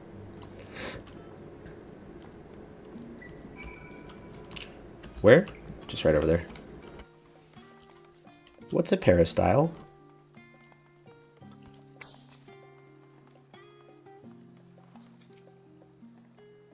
Yes, this should do nicely. Out of the wind and out of sight.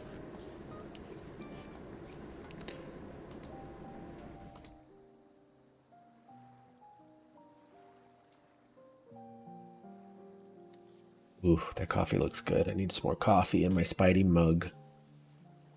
When our father disowned us, I couldn't believe what I was hearing. It wasn't until much later that his words began to sink in, that I began to feel the weight of what it meant. Do you remember when the decision was made to come to Charlian? Graham said that the Forum was determined to keep us in the dark, and that Father's venomous performance was part of that strategy, to keep us at arm's length. Perhaps it was. Father argued with Grandfather on many occasions, but never with such dismissive contempt. There's definitely more to that story. And when he demanded what justifies the sacrifices we make in war, I honestly didn't know what to say. Neither did Alpha know, I know, but never for one moment did I believe we had made the wrong choice. So all I could do was fume silently. It was only afterwards that I realized how childish I had been. How being stubborn and self-righteous must run in the family. If I could have just mustered a civil response, then things might have turned out differently. Don't do that to yourself, girl.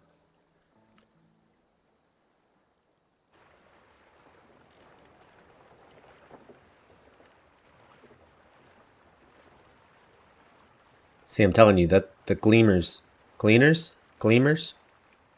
those guys are key to this. They must be ferrying goods to Labyrinthos. Sorry, what? A vast complex beneath the island. Charlian is famous for archiving knowledge from around the world. Well, that knowledge is not preserved exclusively in dusty tomes and desiccated samples. Our living library, comprised of all manner of flora and fauna, is housed and studied within that underground facility. Still, that did seem to be an unusually large shipment. When I lived here, it was rare to even see such cargo transported by boat.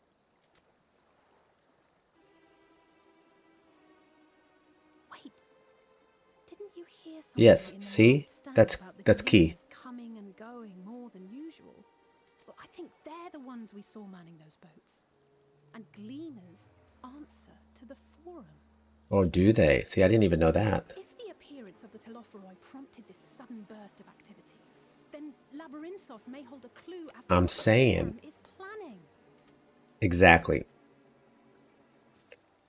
See, if they thought it was all nonsense, why would they be going crazy trying to scoop everything up? No, they think it's real. That's proof.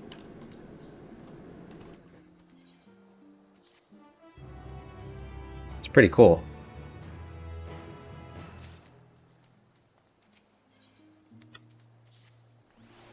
We should tell the others what we've learned about the Gleaners. Go on ahead to Nomenon, and I'll join you in a moment. Master Deacon wants all his cup. He will want his cups back. Yeah, that's fair. Oh, I appreciate that she ran instead of slowly walking to then just disappear. Is there an inn here? Is there yes, let's go up there. I want to mess with my hair. See if there's a cool haircut I might like. Maybe there's not. Who knows? But I want to take a looky-loo. Oh, where am I going? Let's also repair some stuff. By some stuff, I mean everything. I wish there was a repair all. Like literally all. Why is there not?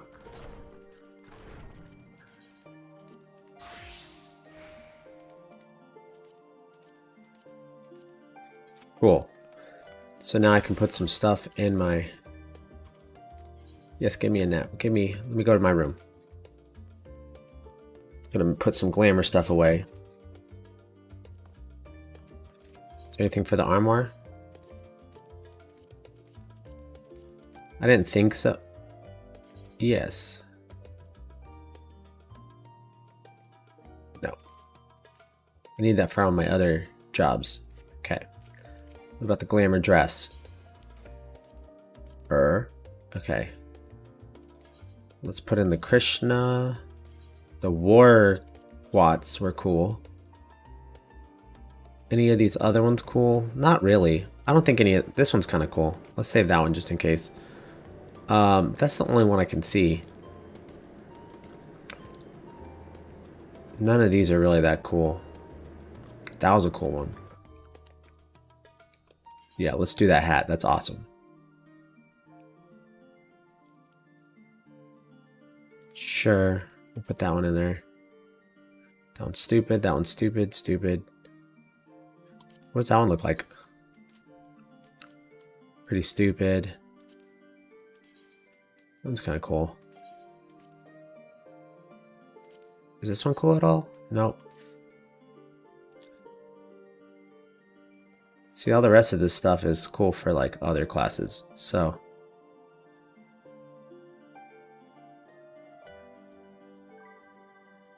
Okay. What about this? Is that not what I'm wearing?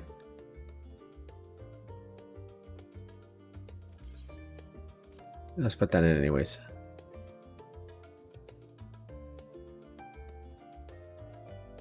Yeah, I like that one too. Yep, I liked that one.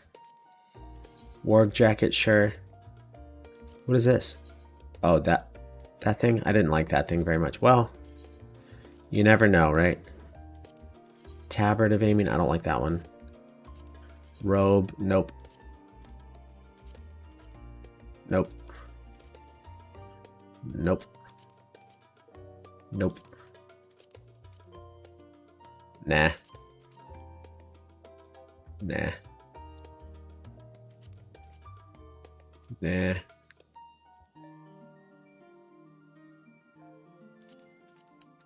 Those are pretty cool.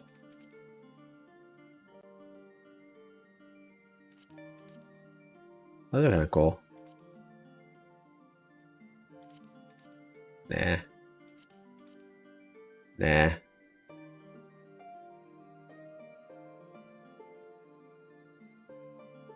Cool. Okay. What about legs? These are a little bit Harder to find cool ones. Well, we'll keep the Amnesis ones. Weathered Dancer's bottom. Bottom. What about Alliance Trousers of Aiming? Whoops, no, not compare. Those are awful. Terrible. Bad.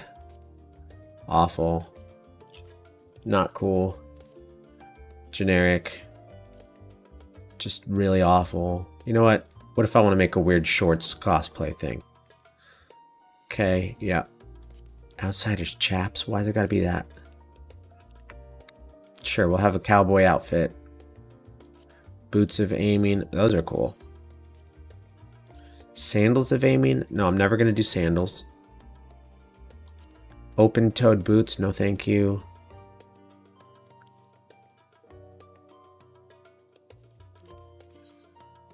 This is just any Disciple of War. Those are awful. I don't care about this stuff. Cool. Okay, that was good. Let's call my boy.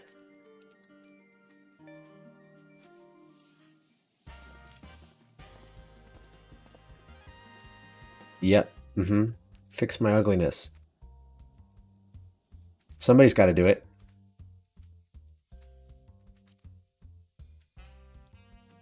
It could just be the Crystal X art guy.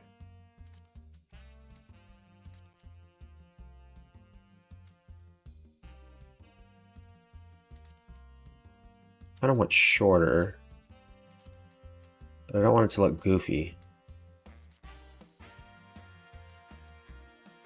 Kind of like something like that. I think I might do that. It'll just be Cloud.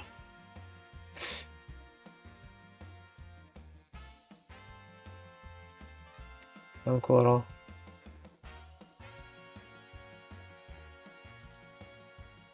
It's a pretty good one for shorter. Could do a weird bob. Yeah, I'll do this. Do the Cloud looking one. Where was that?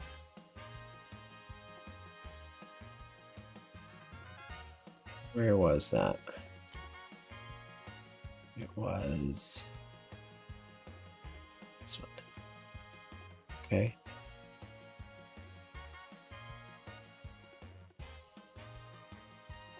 I think my hair color is good.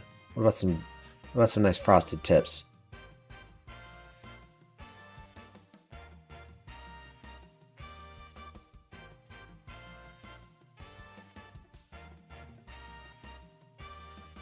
Yeah, that's kind of cool. Right? Do my eyebrows look cool? Yeah, my eyebrows are fine. Lip color. Oh my gosh. No, we don't want lip color. Facial features. More eyebrow? What is this? Oh, eyeliner. I actually think I like it better with that. Yeah. And I do like the little face things. Tattoo color. Yeah, let's make it a little tiny bit bluer. Yeah, that looks good. That's the same as it was. Okay.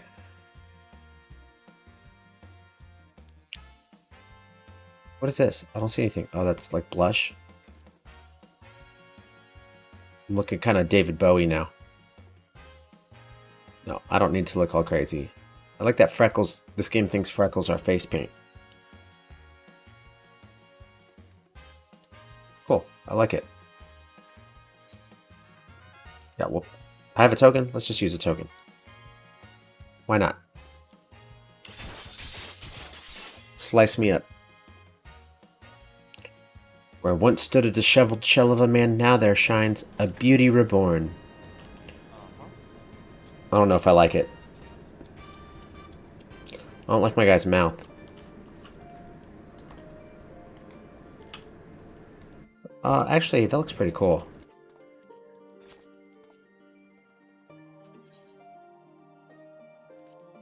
Especially with this weird horn. But he looks fabulous, so we're gonna go with it.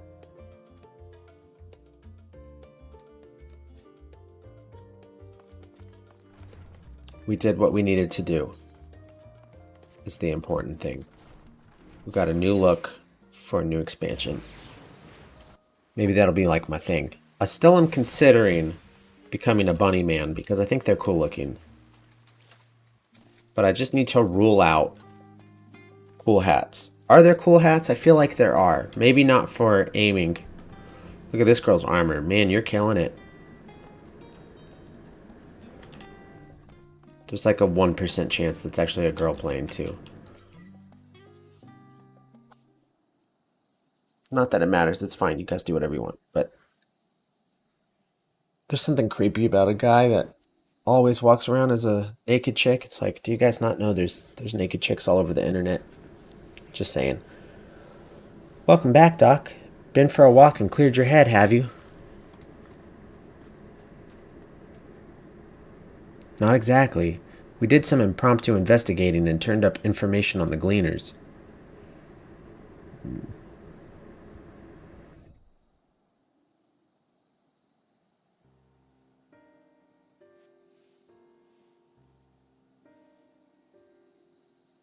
It makes sense. The Gleaners take their requests directly from institutions and bureaucrats, but as you say, they ultimately answer to the Forum.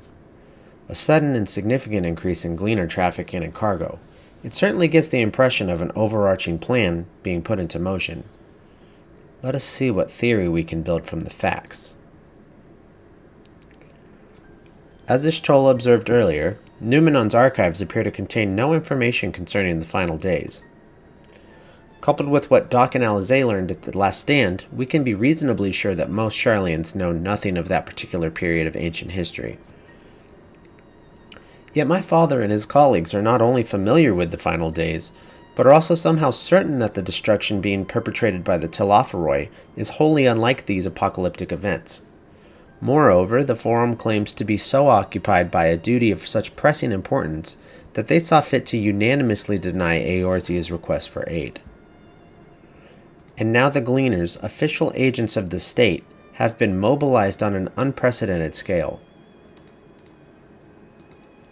I do not think it a stretch to conclude that the Gleaners' recent activities are in service to the Forum's secretive ends. In which case, our next course of action seems obvious. We visit Labyrinthos and assess the situation for ourselves, and if we're lucky, the Gleaners will be far more receptive to our concerns.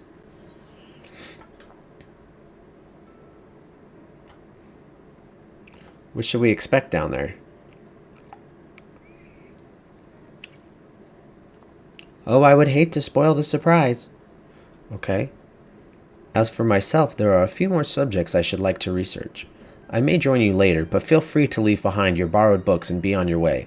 I'll see to it that each is returned to its proper place. That would a great help. I think that's supposed to say that would be a great help. Thank you, Raha. That's the first typo I've noticed in this game. That's not saying that's the first one that there's been. It's the first I've noticed. Let's head down the stairs over there and I'll show you where the entrance is.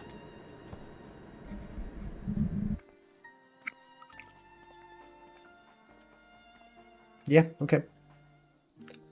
Show me.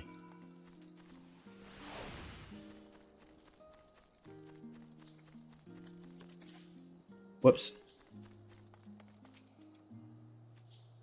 Ready? Labyrinthos is not too far from here, but you may find the path a bit disorienting. I'll take the lead, so stay close.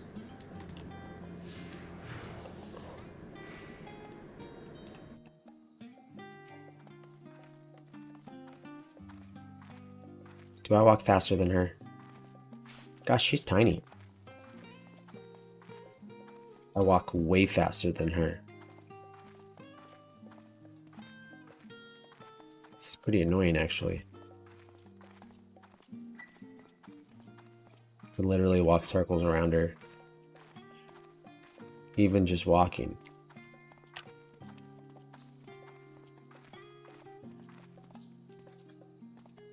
Now we run. Thank you.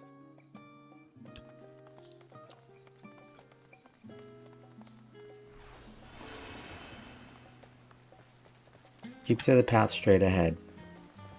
so much faster than her.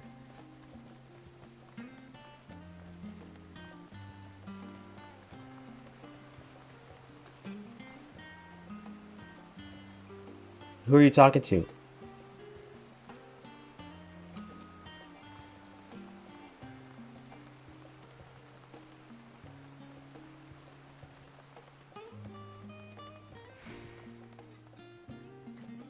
Up. I'm a cat, I'm a cat, I'm a cat, cat, cat.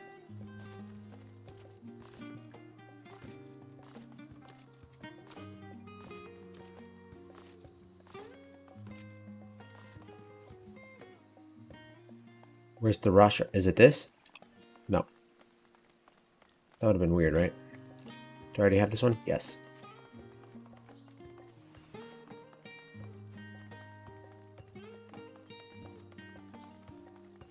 Where are you taking me? In here? I'm gonna turn around and shout behind you. Here we are, through this door and down the stairs. You did remember to attune to the shard back there, didn't you? It will make your life much easier if you need to come back in a hurry. Otherwise, we should keep moving. Yes, I did attune to it, you condescending little... Ugh.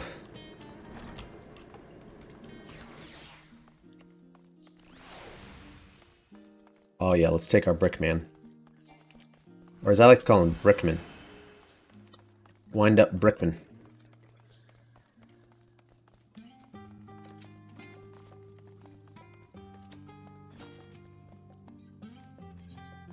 Right, bye.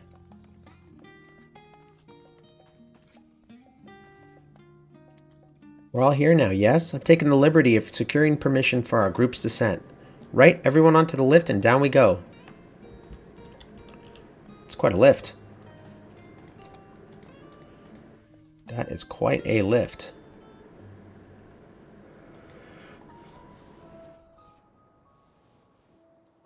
Deep beneath the scholar's city shines a false sun within a fabricated sky. Oh wow, that's cool looking. They have like a VR room. In any age exist those who consider the floor an extension of their bookshelves.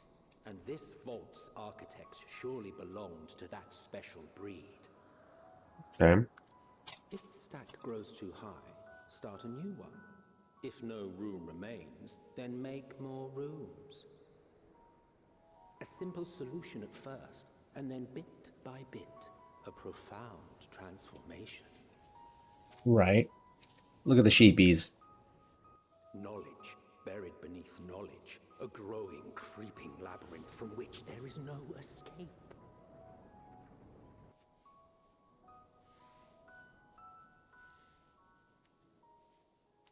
Sure.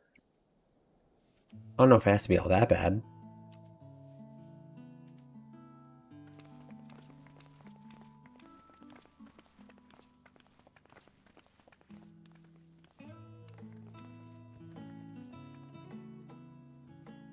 Not what you expected. I must admit, the artifice is very convincing. But I assure you that we are beneath Sharlayan itself. The breeze you feel, the flowing waters you hear, all created by the hand of man. The island is volcanic, you see, and once upon a time this great hollow must have been a reservoir for magma. Okay. It was discovered some 400 years ago, at which point it was repurposed as a storage facility for scrolls and samples and such. Renovations have continued, with nigh on no interruption to this day, with the lower levels still undergoing expansion. Wow. Aren't those people gleaners?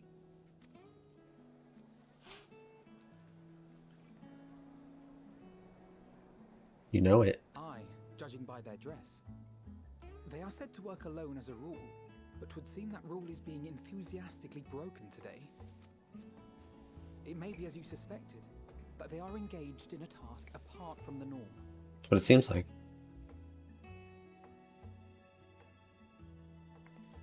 Let's spread out and get some answers then.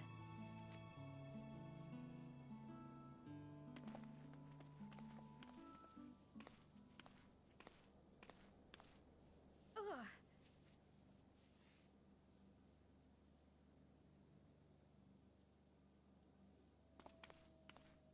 Did you call to me just now? No. No. How odd. I must be a bit dizzy from the descent. That don't sound right. I'll be fine, I'm sure. Let's get to work, shall we? That don't sound right.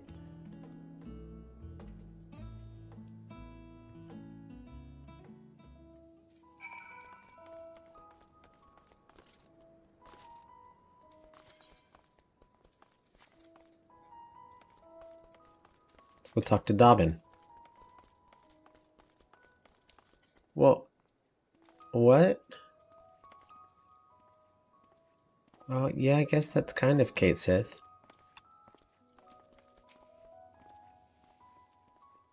You want to know what I'm doing? Hauling books, and ore, and fauna. If it needs hauling, I haul it. Every decade or so, they take back stock in Labyrinthos. You know, sort and tidy up the inventory. Never seen an operation like this before, though. They just did one a few summers ago, even. Then, with no warning at all, this mess gets dropped in our laps. Orders from on high. Damned if I know the reason. Could be that they're changing the layout, eh? Preparing for the next big expansion.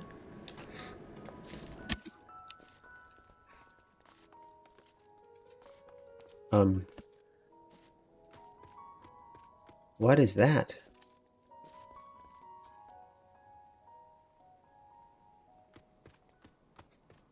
What?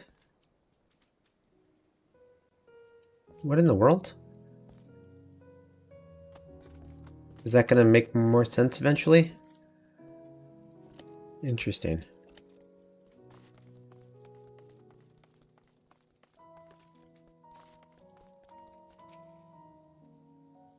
Let me think. The Ree seeds should be item 1058. Cumin seeds 1059. Snurpleberry 1060. Or were they 1061? Ark, my head feels like it's stuffed with moko grass. Why more loads to take out than carry in?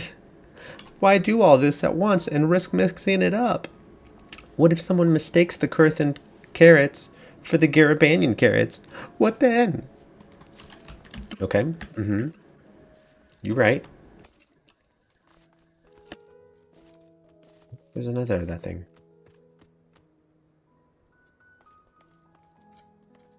Is it another one? Yeah, there's two.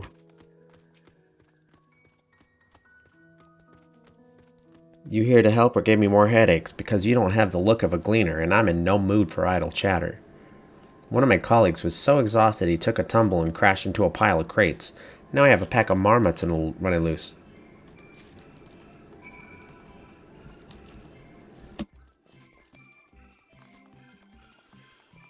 Let's go talk to Cry Cry. Any luck, Doc? What tales did the gleaners have to tell? Taking stock, large shipments, exhausted gleaners.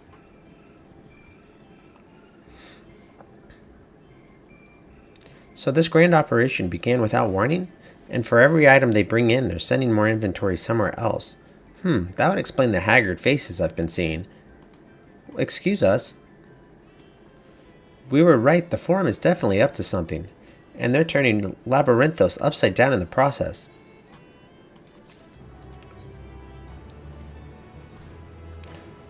We would do well to learn more of what, specifically, the Gleaners are being tasked to do, as well as who has tasked them to do it. If you're game, Doc, I have an idea. Oh, I'm game. Didn't one of the Gleaners you questioned say something about escaped marmots? Perhaps if you were to help him capture said creatures, he might be inclined towards a more friendly and enlightening conversation. Obviously. In the meantime, I will turn my charms upon this Gleaner here. We can compare notes afterwards. Happy hunting. I think he can hear you. Let's go see what Aaronville wants.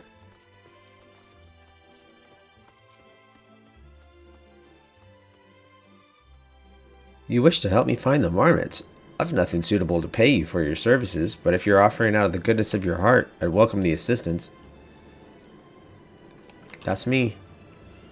The name's Aaronville, friend. Specialist in the collection of live specimens. That said, the capture of these Naxian marmots is a trial I've no desire to repeat. Grizzled mice, they call them. For our mercy, there are no other marmot species on this tier at present, so there should be no mistaking our little fugitives. If you happen to catch any, stuff them in the sack. Gently, of course. Where to begin, you wonder? I've not seen any scampering around here, so we'll need to widen our search into the surrounding forest. Be on your guard. There are beasts out there that won't hesitate to prey on a marmot. Or you. I'll search the trees to the west. The eastern part of the forest is all yours. Good luck. A train is starting? I see that in the chat. A train is starting at 1824.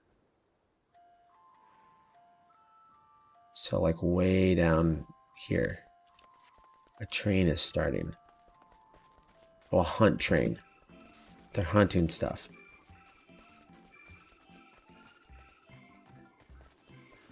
But I don't want to be part of that because I just want to finish before I start doing weird stuff.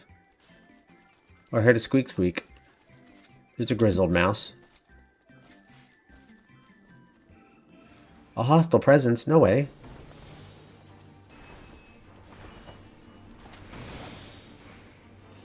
Oh, he's dead.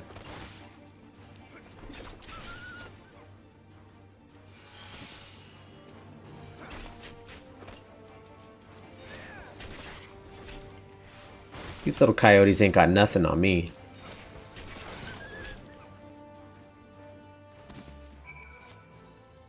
Chirp, squeak. Barely have you readied the sack when the grizzled mouse scampers off into the underbrush. Yep, what?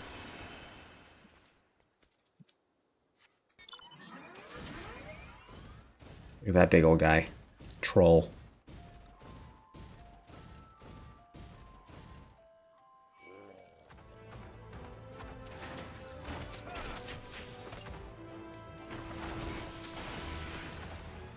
Why is he so cute? He looks like where the wild things are.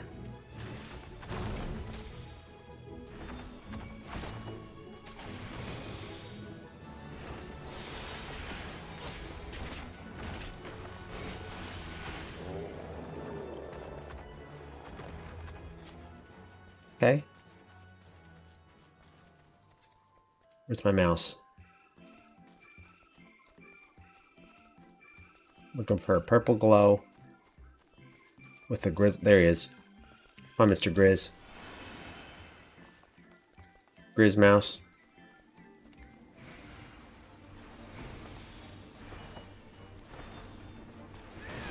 It's a single coyote. Dead. And a hunting troll. But he's not as bad as the regular troll. He's little. And he's almost dead already. Okay. Squeak! Gonna put him in the rat sack.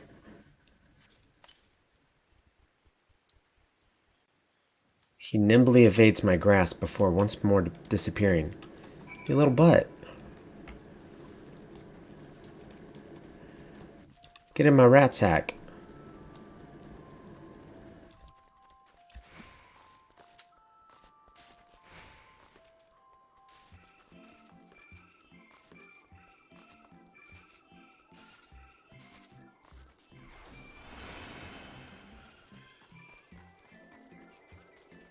Where you at, G-Mouse?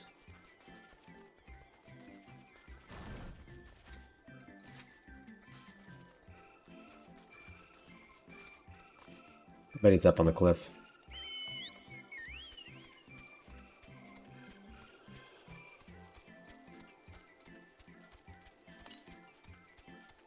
Wow, I haven't even been thinking about doing the aether currents. So are there like a normal amount of aether currents here? Maybe I have to get one first?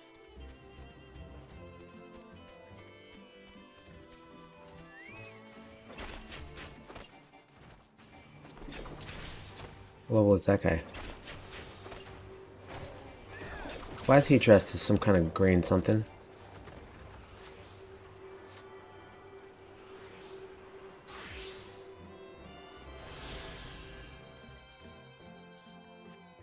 Okay, so now that I got one... Yeah, there's still the same amount as always.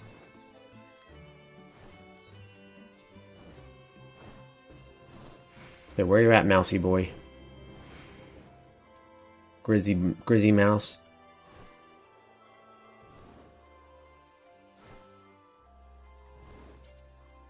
Like they always try to hide these.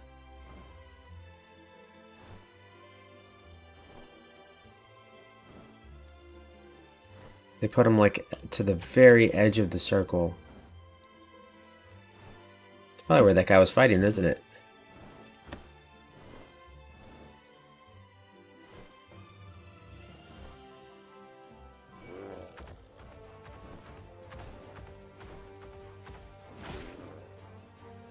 Get away, troll. Don't feed the troll. There he is. What up, Grizz Mouse? Chirp. Get in my rat sack. Squeak, squeak. Got him. Now I just need to bring the squirming rat sack to Aaronville. The squirming rat sack. It's great.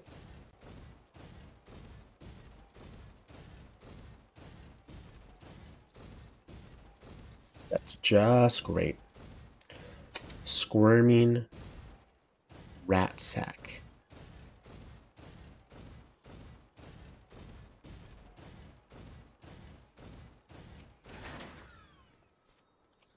How did you fare? I tracked down 3 of the pack, which leaves 1 unaccounted for. Here he is. He's in my squirming rat sack. Ah, there's the odd marmot out. Wait here a moment while I put our friends in a holding cage.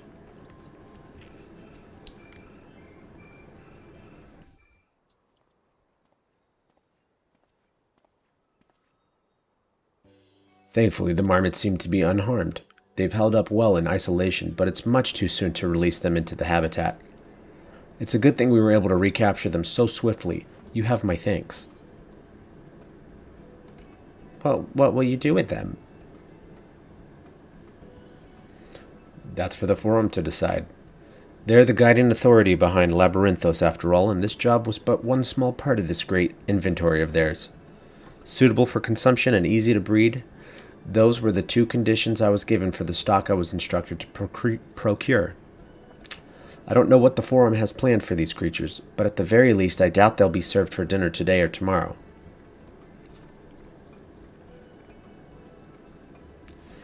There you are, Doc. Is this the gleaner you mentioned? The one who was looking for lost marmots? Interesting company you keep, friend. Who are you folk, anyway? I am Kryl of the Students of Baldessian. These others are my associates. Truth be told, the Forum's decisions of late have not sat entirely well with us. That is why we made the descent into Labyrinthos. We hoped that by seeing those decisions put into action, we might more fully understand their reasoning. Wise and practical. Never hurts to try and gain a broader perspective, does it? Anyway, duty calls. Other animals to capture and enclosures to empty. Once again, I'm sorry that I can't offer you more for your services. Bye. Did you learn anything from your friend there?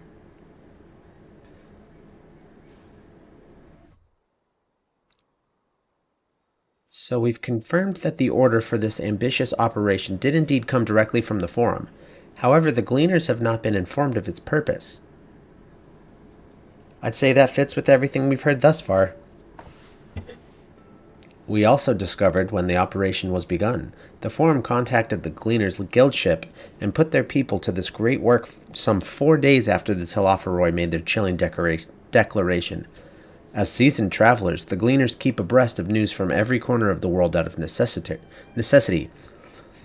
Thus am I inclined to trust that their calendar of events is accurate. Altogether, it gives the distinct impression that this undertaking was a sudden and unexpected development. Yet I find it hard to believe that such a comprehensive restructuring of Labyrinthos and its archives could have been planned in so brief a window. Nay, this plan was long in the making. They were but awaiting the right time to put it into effect. And that Talafaroy's declaration was what set it all in motion? It seems likely, but let us not leap to conclusions just yet. For the moment, I suggest we conduct a wider investigation of Labyrinthos. The more facilities we visit, the more pieces of the puzzles we stand to find. In that case, how about we head to the Archeon? From there, we can reach the lower...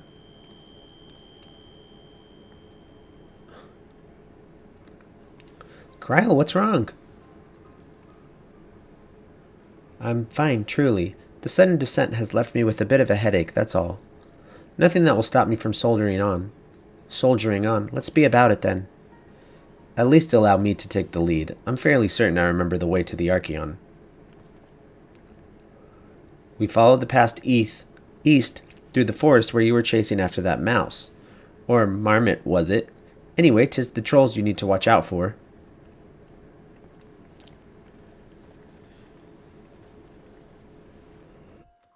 Okay, we're going to the Archeon.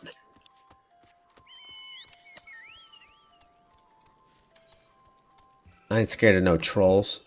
Oh, that big place? That's cool.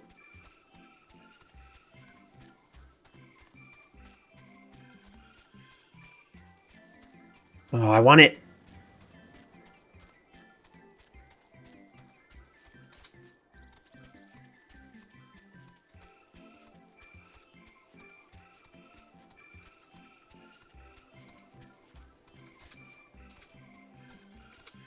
I like jumping on rocks. That's cool. I always do.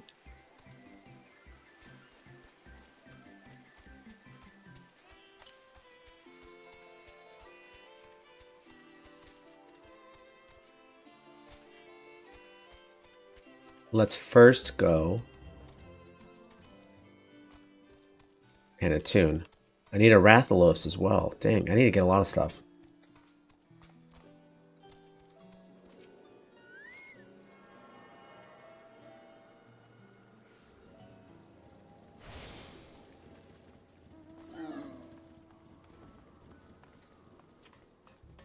I don't know that I feel like I need that pig. I think that one I could probably skip.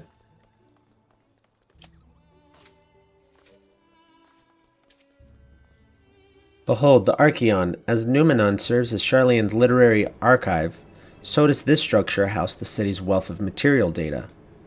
The architecture, too, is similar. This building you see is merely the upper entrance, an access point to the vaults carved into the cliffside itself. Within those vast rooms are stored countless samples and specimens, as well as the detailed records which describe them. In a manner of speaking, the Archeon contains a physical history of Sharlayan's unwavering dedication to the accumulation of knowledge. Sorry, I am getting all tongue-tied today. I think my brain can't keep up with what... I want a tank. Well, we won't learn anything of value standing out here. Let us proceed into the main building and speak with the custodian. My brain can't keep up. I think I didn't get very good sleep. I was up kind of late last night finishing up Shadowbringers. Like I said, that patch content took me way longer than I was expecting. I knew it was going to be kind of long. But the fact that I started getting into it, I think, a week ago. That's a cool looking chocobo.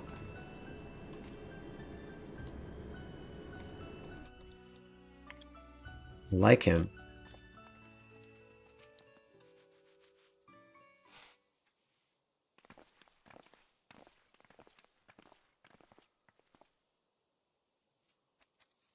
Greetings, we are here to peruse the Archeon's vaults. Peruse? You are clearly not gleaners, then. Might I ask your affiliation? We belong to the students of Baldesion, but is that relevant? I was given to believe that the vaults, those open to the public at least, were open to the public. Ordinarily, yes, that would be the case. At present, however, access is restricted. Only persons directly involved in the reorganization efforts are permitted to enter. Not us, then. I suppose we'd better move along to another facility. This building has a lift which connects to the middle tier, yes? Might we at least make use of that? That service has also been suspended, I'm afraid. For the time being, priority has been given over to the conveyance of inventory. What, so this is as far as we can go? I apologize for the inconvenience. Please come again after our restructuring operation is concluded. By that time, it'll be too late, and we were so close to getting answers. We need to rethink our approach. Let us step outside for the moment, shall we?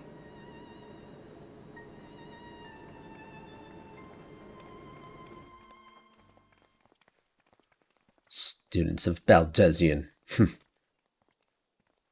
He knows. He knows what the deal is.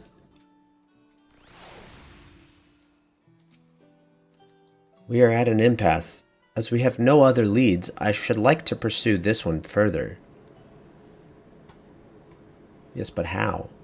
But I doubt that our stone-faced custodian will be swayed by heartfelt pleas. We must seek another means to access the lower levels. 'Tis likely that the people in this area are involved in the restructuring in one way or another. If we were to ingratiate ourselves, they might allow us to accompany one of them on the list. Lift. Come on, get it. Come on. Let us ask around. Surely someone is in need of a few strong backs to lighten the load.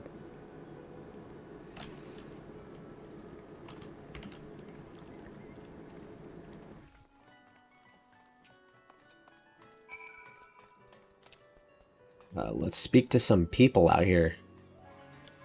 First, we're going to talk to bemused student.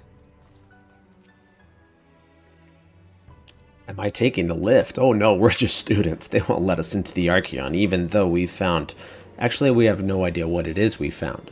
There's no record of such a creature anywhere, but it was wandering around Tranquility, and so we thought to donate it to the vaults. Squeal, squeal. Oddest little squeal, don't you think? Anyway, I suppose we'll have to take care of it until the Archeon is open again. Right. Where's this thing? Thought it would be right here. But of course it's... Oh, there he is. The bone-weary worker. He's bone-weary. What's that? Take you down on the lift with me? Sorry, but not a chance. I've been up and down all day, and only now have I finally found a spare moment to rest. I did see a gleaner fellow heading out the gate here, though. Shouldering a large pack, engaged in some manner of task. Maybe he'll be headed down below after he's done with whatever it is he's doing. Cool, thanks, man. Mount up.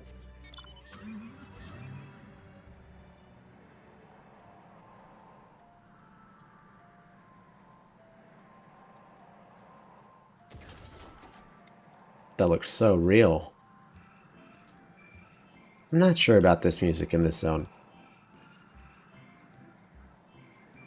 Partially that choice of... I want to say instrument, but that doesn't feel like the right word for that noise. But even more than that, this music is just so goofy.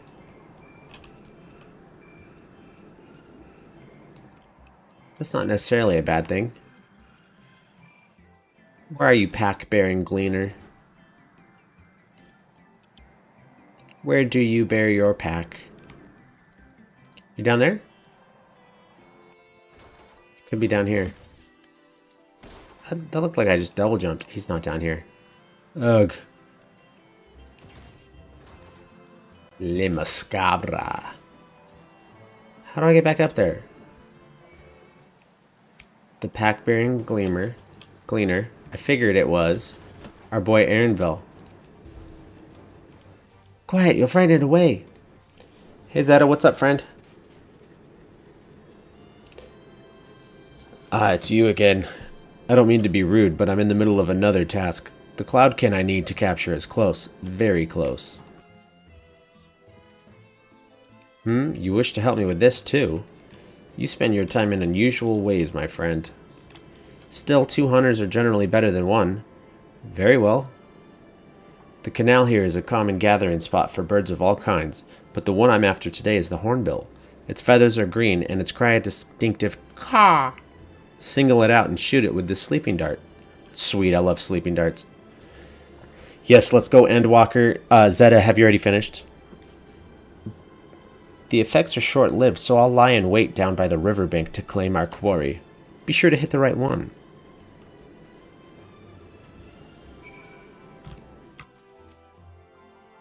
Search your surroundings for the hornbill. I'm gonna find him. Don't tell me anything about it if you have.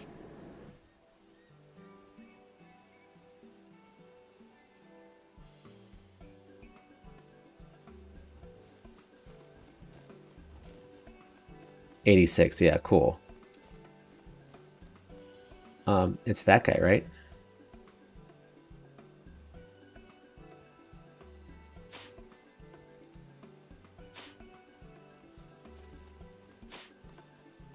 Don't say whack. I have sedated the wrong bird. Okay, the hornbill is that goofy guy that was standing still everywhere, right?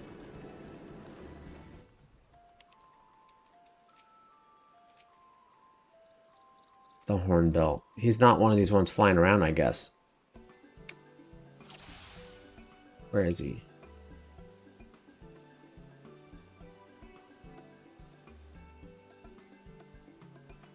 Or am I overthinking this?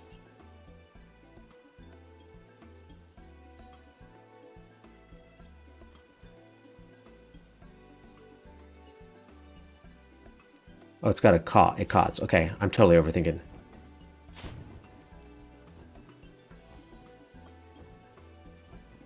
What? He cawed.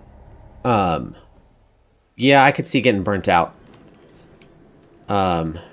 You know, it's nice that you can just take it at your own pace. And definitely leveling up first would be kind of annoying. The green bird, which caws. So it must be that guy back there.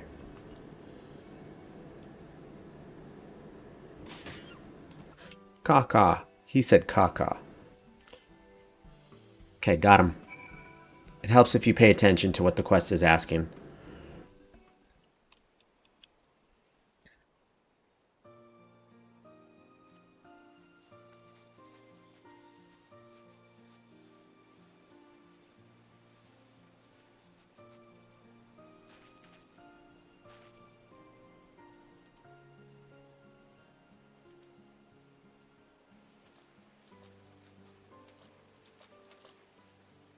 Fair shot. Thank you.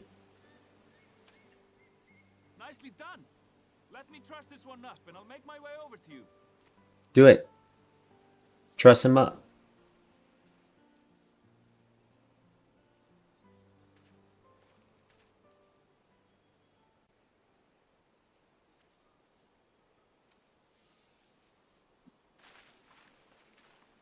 There you are.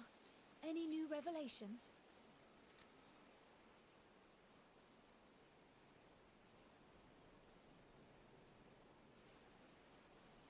So you met with that gleaner again, this time to capture a hornbill.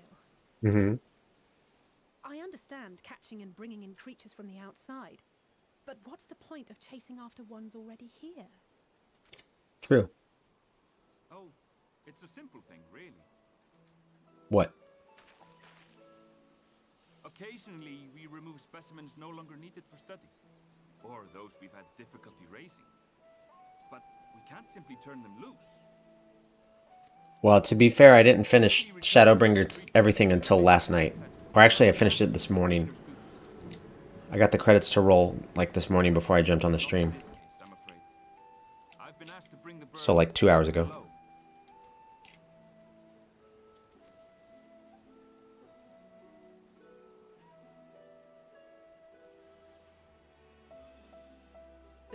protected section in the lower levels of Labyrinthos.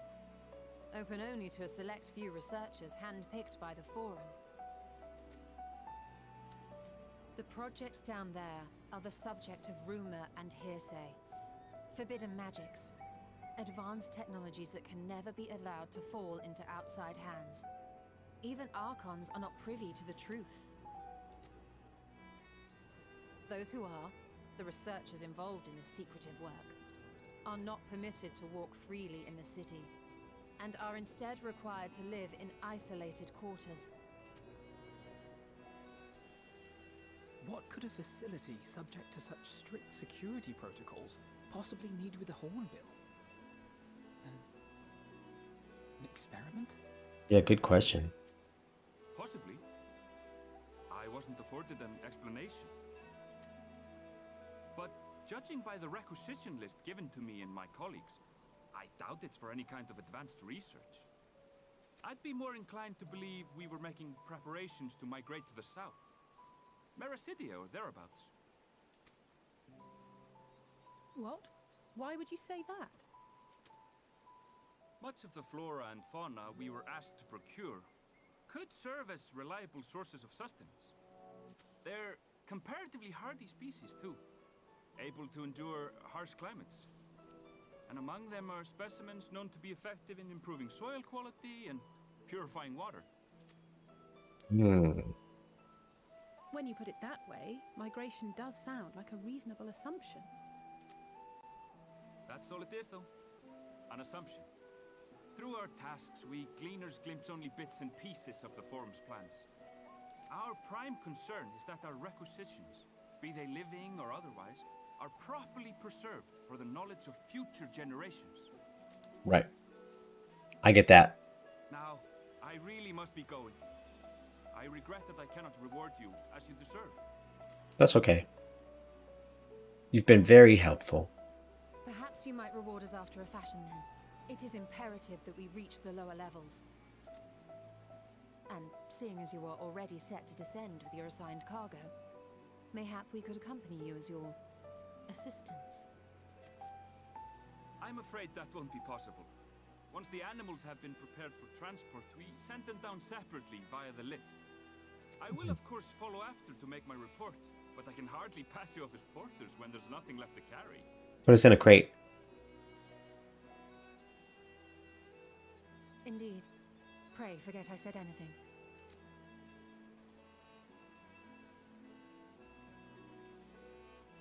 How do you feel about climbing?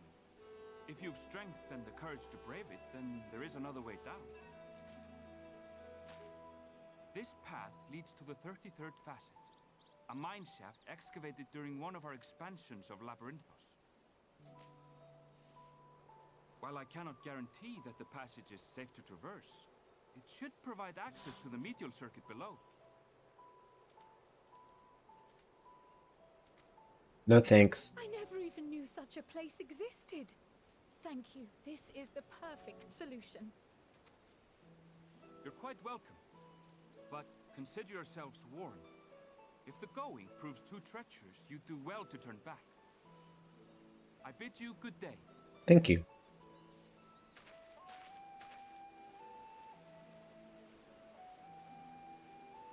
Well, turning back is hardly an option, not when we've come this far.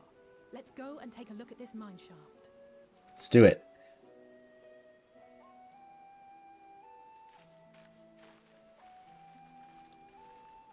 No thanks, Lems the Thu. I'm good.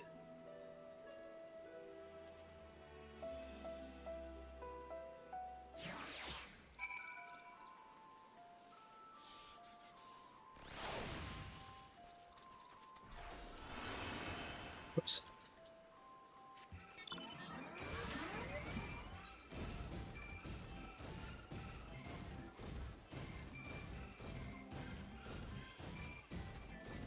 Let's go deeper into the maze.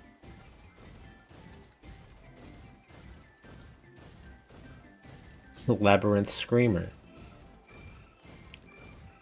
Love that. That wasn't a scream, that was a yelp.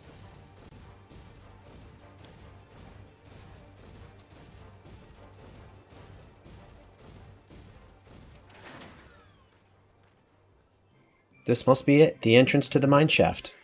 'Tis faint, but I hear something moving within. Creatures homed there by the researchers, you think? Well, slavering beasts aside, we will need to watch our footing. We should tighten our straps and such before we continue. Let's accept... What? Where'd it go? It went all the way over here. Is it going to be stupid? It's going to be stupid, isn't it?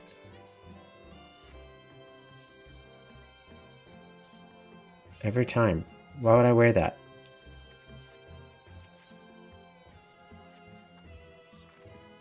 Assuming everyone's tightened their straps and checked their gear, then I say we head on in. Given the terrain ahead, though, it might be wise to leave some distance between us.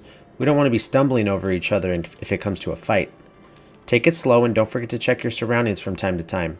We can meet up again at the other end of the tunnel.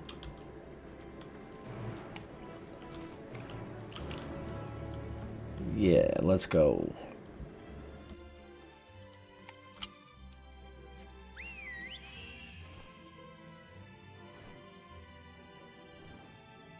Okay, what am I looking at here? I don't like how these patterns look.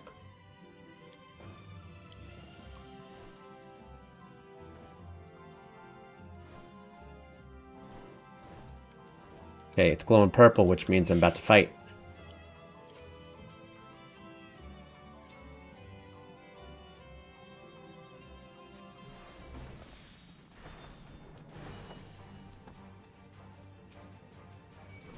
Got him.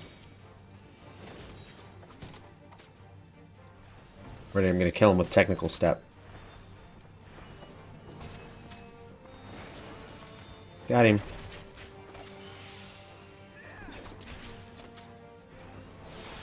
You dead. You dead.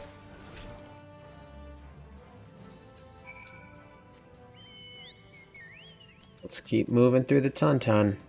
That's what I call tunnels.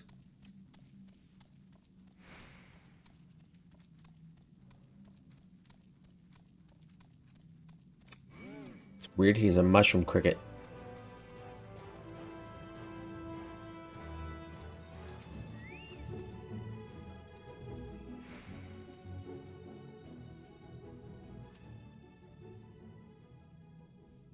Oh, excuse me. Let's dance on it. Let's dance on it. Come over here, Alias.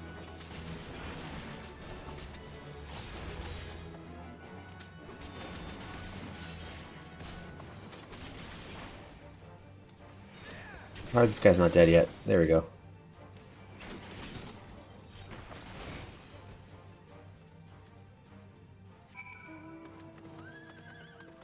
Got my pretty pony. Jump, jump, jump.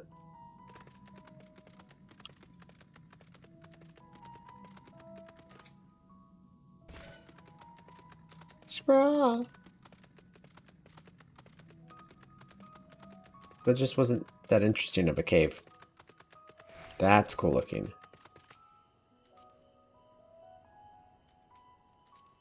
Oh, there we go. Everyone seems to have made it through without incident. Nothing of consequence, at least.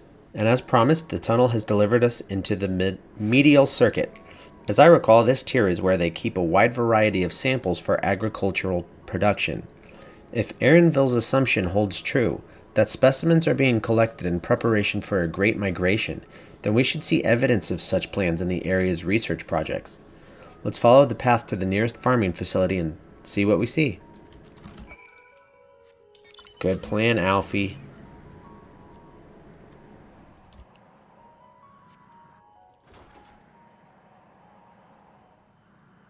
Car just looks so slow. Maybe it's a school zone. That's what we're gonna go with.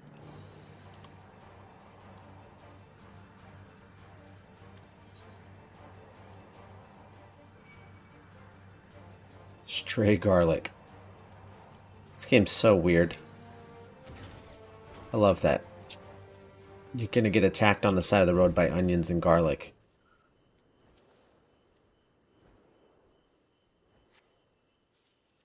Alright, cutscene. Come through, cutscene.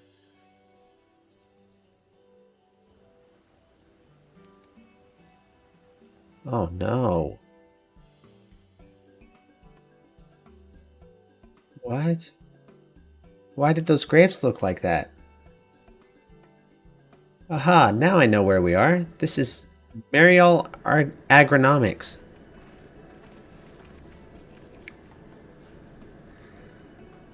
Labyrinthos is host to a wide variety of vegetation, which allows us to conduct studies on cultivation methods utilized in foreign lands. And it is this facility which coordinates and oversees those efforts. The fruits of their research go to feed their Labyrinthos colleagues, or so I hear. More notable successes might make it to the Agora, foods so exotic you'd be hard-pressed to guess their origin, let alone how they might taste. Indeed, mystery vegetables without a name, only a list of nutritional benefits scribbled on a card. I see no gleaners hereabouts, yet these workers seem to share that same sense of urgency. 'Tis possible they know something of the Forum's plans and their underlying motivations. Worth looking into, wouldn't you say? Yes? See what you can coax from the workers. The rest of us will do the same or cast about for useful clues.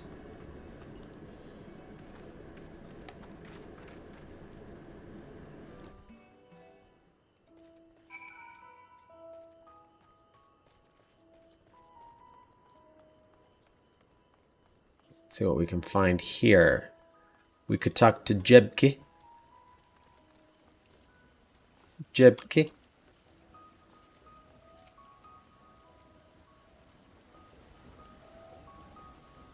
Oh, hello there. We weren't expecting visitors, not with the use of the lift being restricted.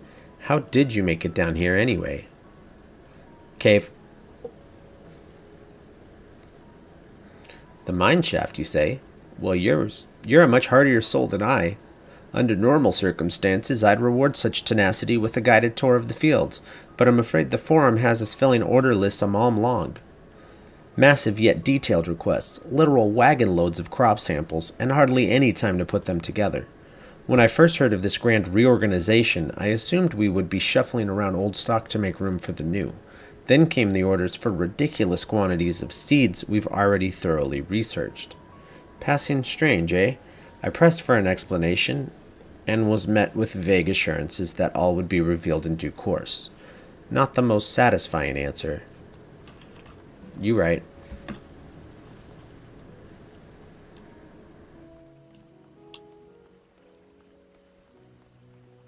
Is this those grapes? What the heck? Why? Why are they shaped like that?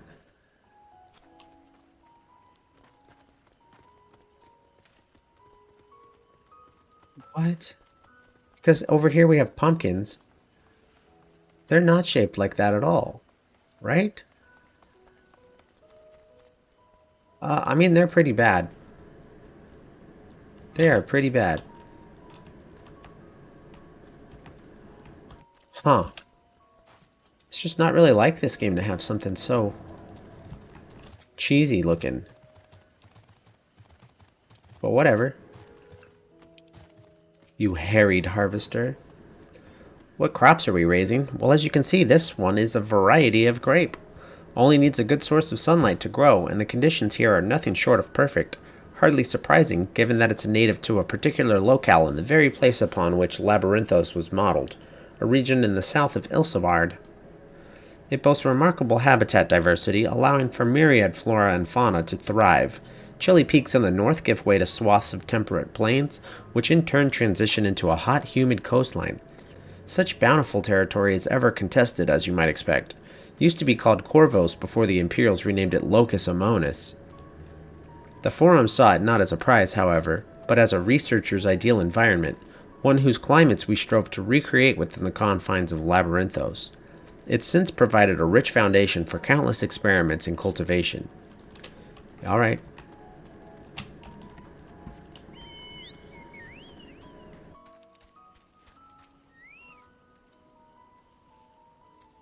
Do I have aught to be taken down below? More than I can carry, and then some.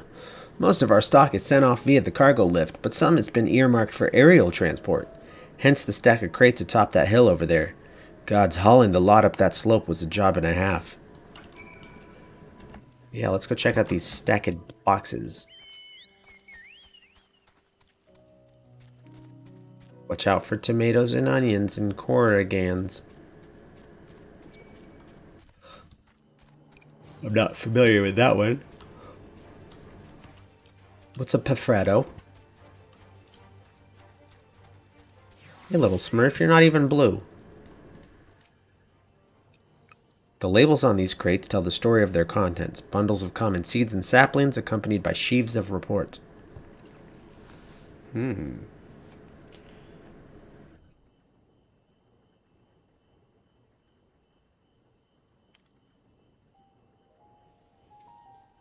Those are pretty glowing flowers.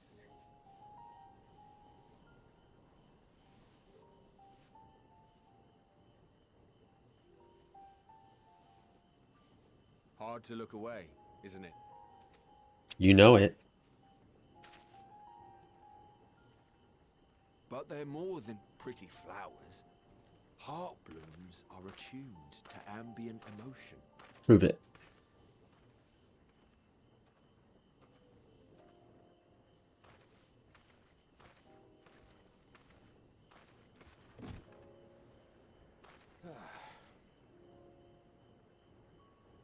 You don't seem convinced, but believe me, it's true.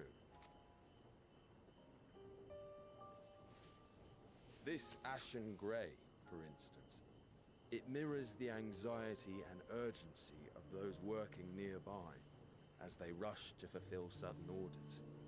Is it ashen gray? It looked white to me. Oh yeah, I see it. Intense like those spur the petals to change colour. Bright glowing hues in the presence of joy. Dark, subdued shades for frustration or despair. Yet even with the collected wisdom of Charlian at our disposal, we've yet to identify the underlying principle of this empathic effect. Interesting. That's pretty cool. And there are other mysteries besides. Although the flower is extraordinarily long-lived, its low reproductive rate has made it difficult to find younger populations growing in the wild. With too few sightings to map its distribution, and no closely related species to track, we've been unable to pinpoint its land of origin. To further complicate matters, every culture, even dimly aware of its existence, has given it a different name and mythos. Our attempts to study it via the historical record have been an exercise in frustration. Hope this flower ends up being more important than just a cute flower. I should one day like to unravel the Heartbloom's secrets, but I'm afraid other duties must take precedence. I will leave you to your thoughts. There's a whole lot of talking about a flower, so I hope that comes back somehow.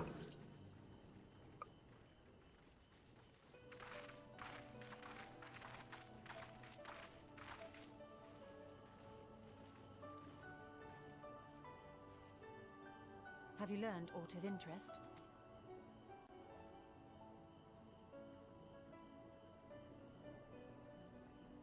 A flower that reacts to one's feelings. Strange. I must say, I have never heard of such a thing.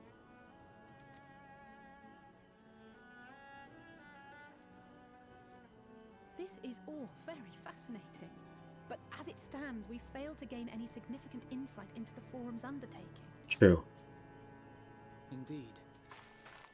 While there is certainly enough activity to support Erenville's supposition that a priority has been placed on improving food production, unfortunately for our investigation, these workers were never informed as to how their duties serve the master plan. Right. If only we could interrogate the forum members directly.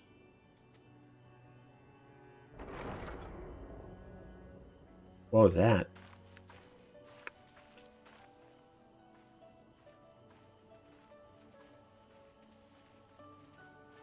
Isn't that the entrance to the arcade?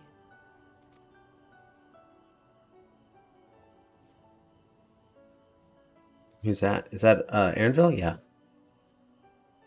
Look, there. I think that's Erenville. It is. Little to tell from here, but I think you're right. He did say he was coming down to make his report. Erenville receives his orders from the Forum. Would it not follow, then, that the superior to whom he reports is a Forum member? Or at least a close associate? So he could get us in touch with somebody. You mean to eavesdrop on their conversation? Ooh. What of the risks? Ours alone to bear. We won't interfere with Erenville's work, nor will he be implicated as an accomplice. If you're not comfortable taking part, I can do this alone. Yeah, Alpha, no. Nay. I said myself that I wished to know Father's intentions. And no answers will be forthcoming should we simply ask nicely. True. We can apologize later, should it come to it. Right now, we need every crumb of information we can get our hands on. Consequences be damned. Right. It might be best if you came along as well. In fact, we should all...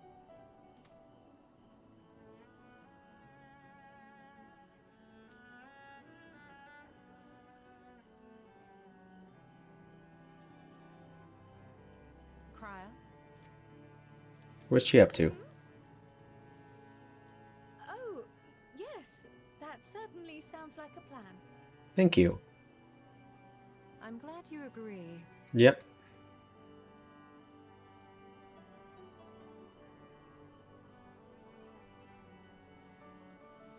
Quickly. Erenville is on the move. We need to get closer before we lose him. There's something definitely going on with Cryo that we aren't clear on yet.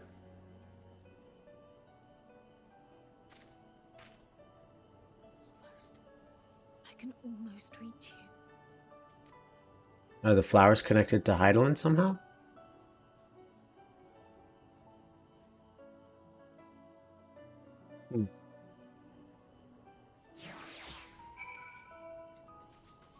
There's so much going on. Is Cryo still feeling unwell? I've never seen her so distracted. Keep an eye on her, but keep moving too. We cannot let our quarry slip away.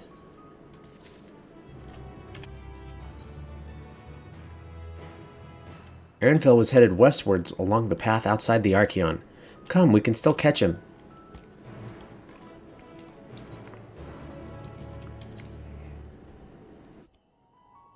Alright, you know what? I'm actually going to go ahead and wrap it up there. I gotta get some food and do some other stuff. So I'm going to go ahead and wrap it up. Thank you to everybody who's watched. Especially thank you to Georgie and Zeta for chiming in the chat. That's always helpful. Always really makes things a lot more fun. Opening up the chat. That's exactly what I was here for. I love talking with you guys. I'll be back on next week. Monday, Wednesday, Friday. 9 a.m. Central. You guys can figure out what time zone that is for you guys. And we may do some other stuff than just the MSQ. I will keep grinding away at it. I got some other stuff to do as well. I want to start messing with other jobs soon. I want to do some raids. I want to do dungeons, all that kind of stuff. So that'll be cool. Thank you so much for watching. Have a great rest of your day. Have a great weekend. And I love you, mean it. Bye.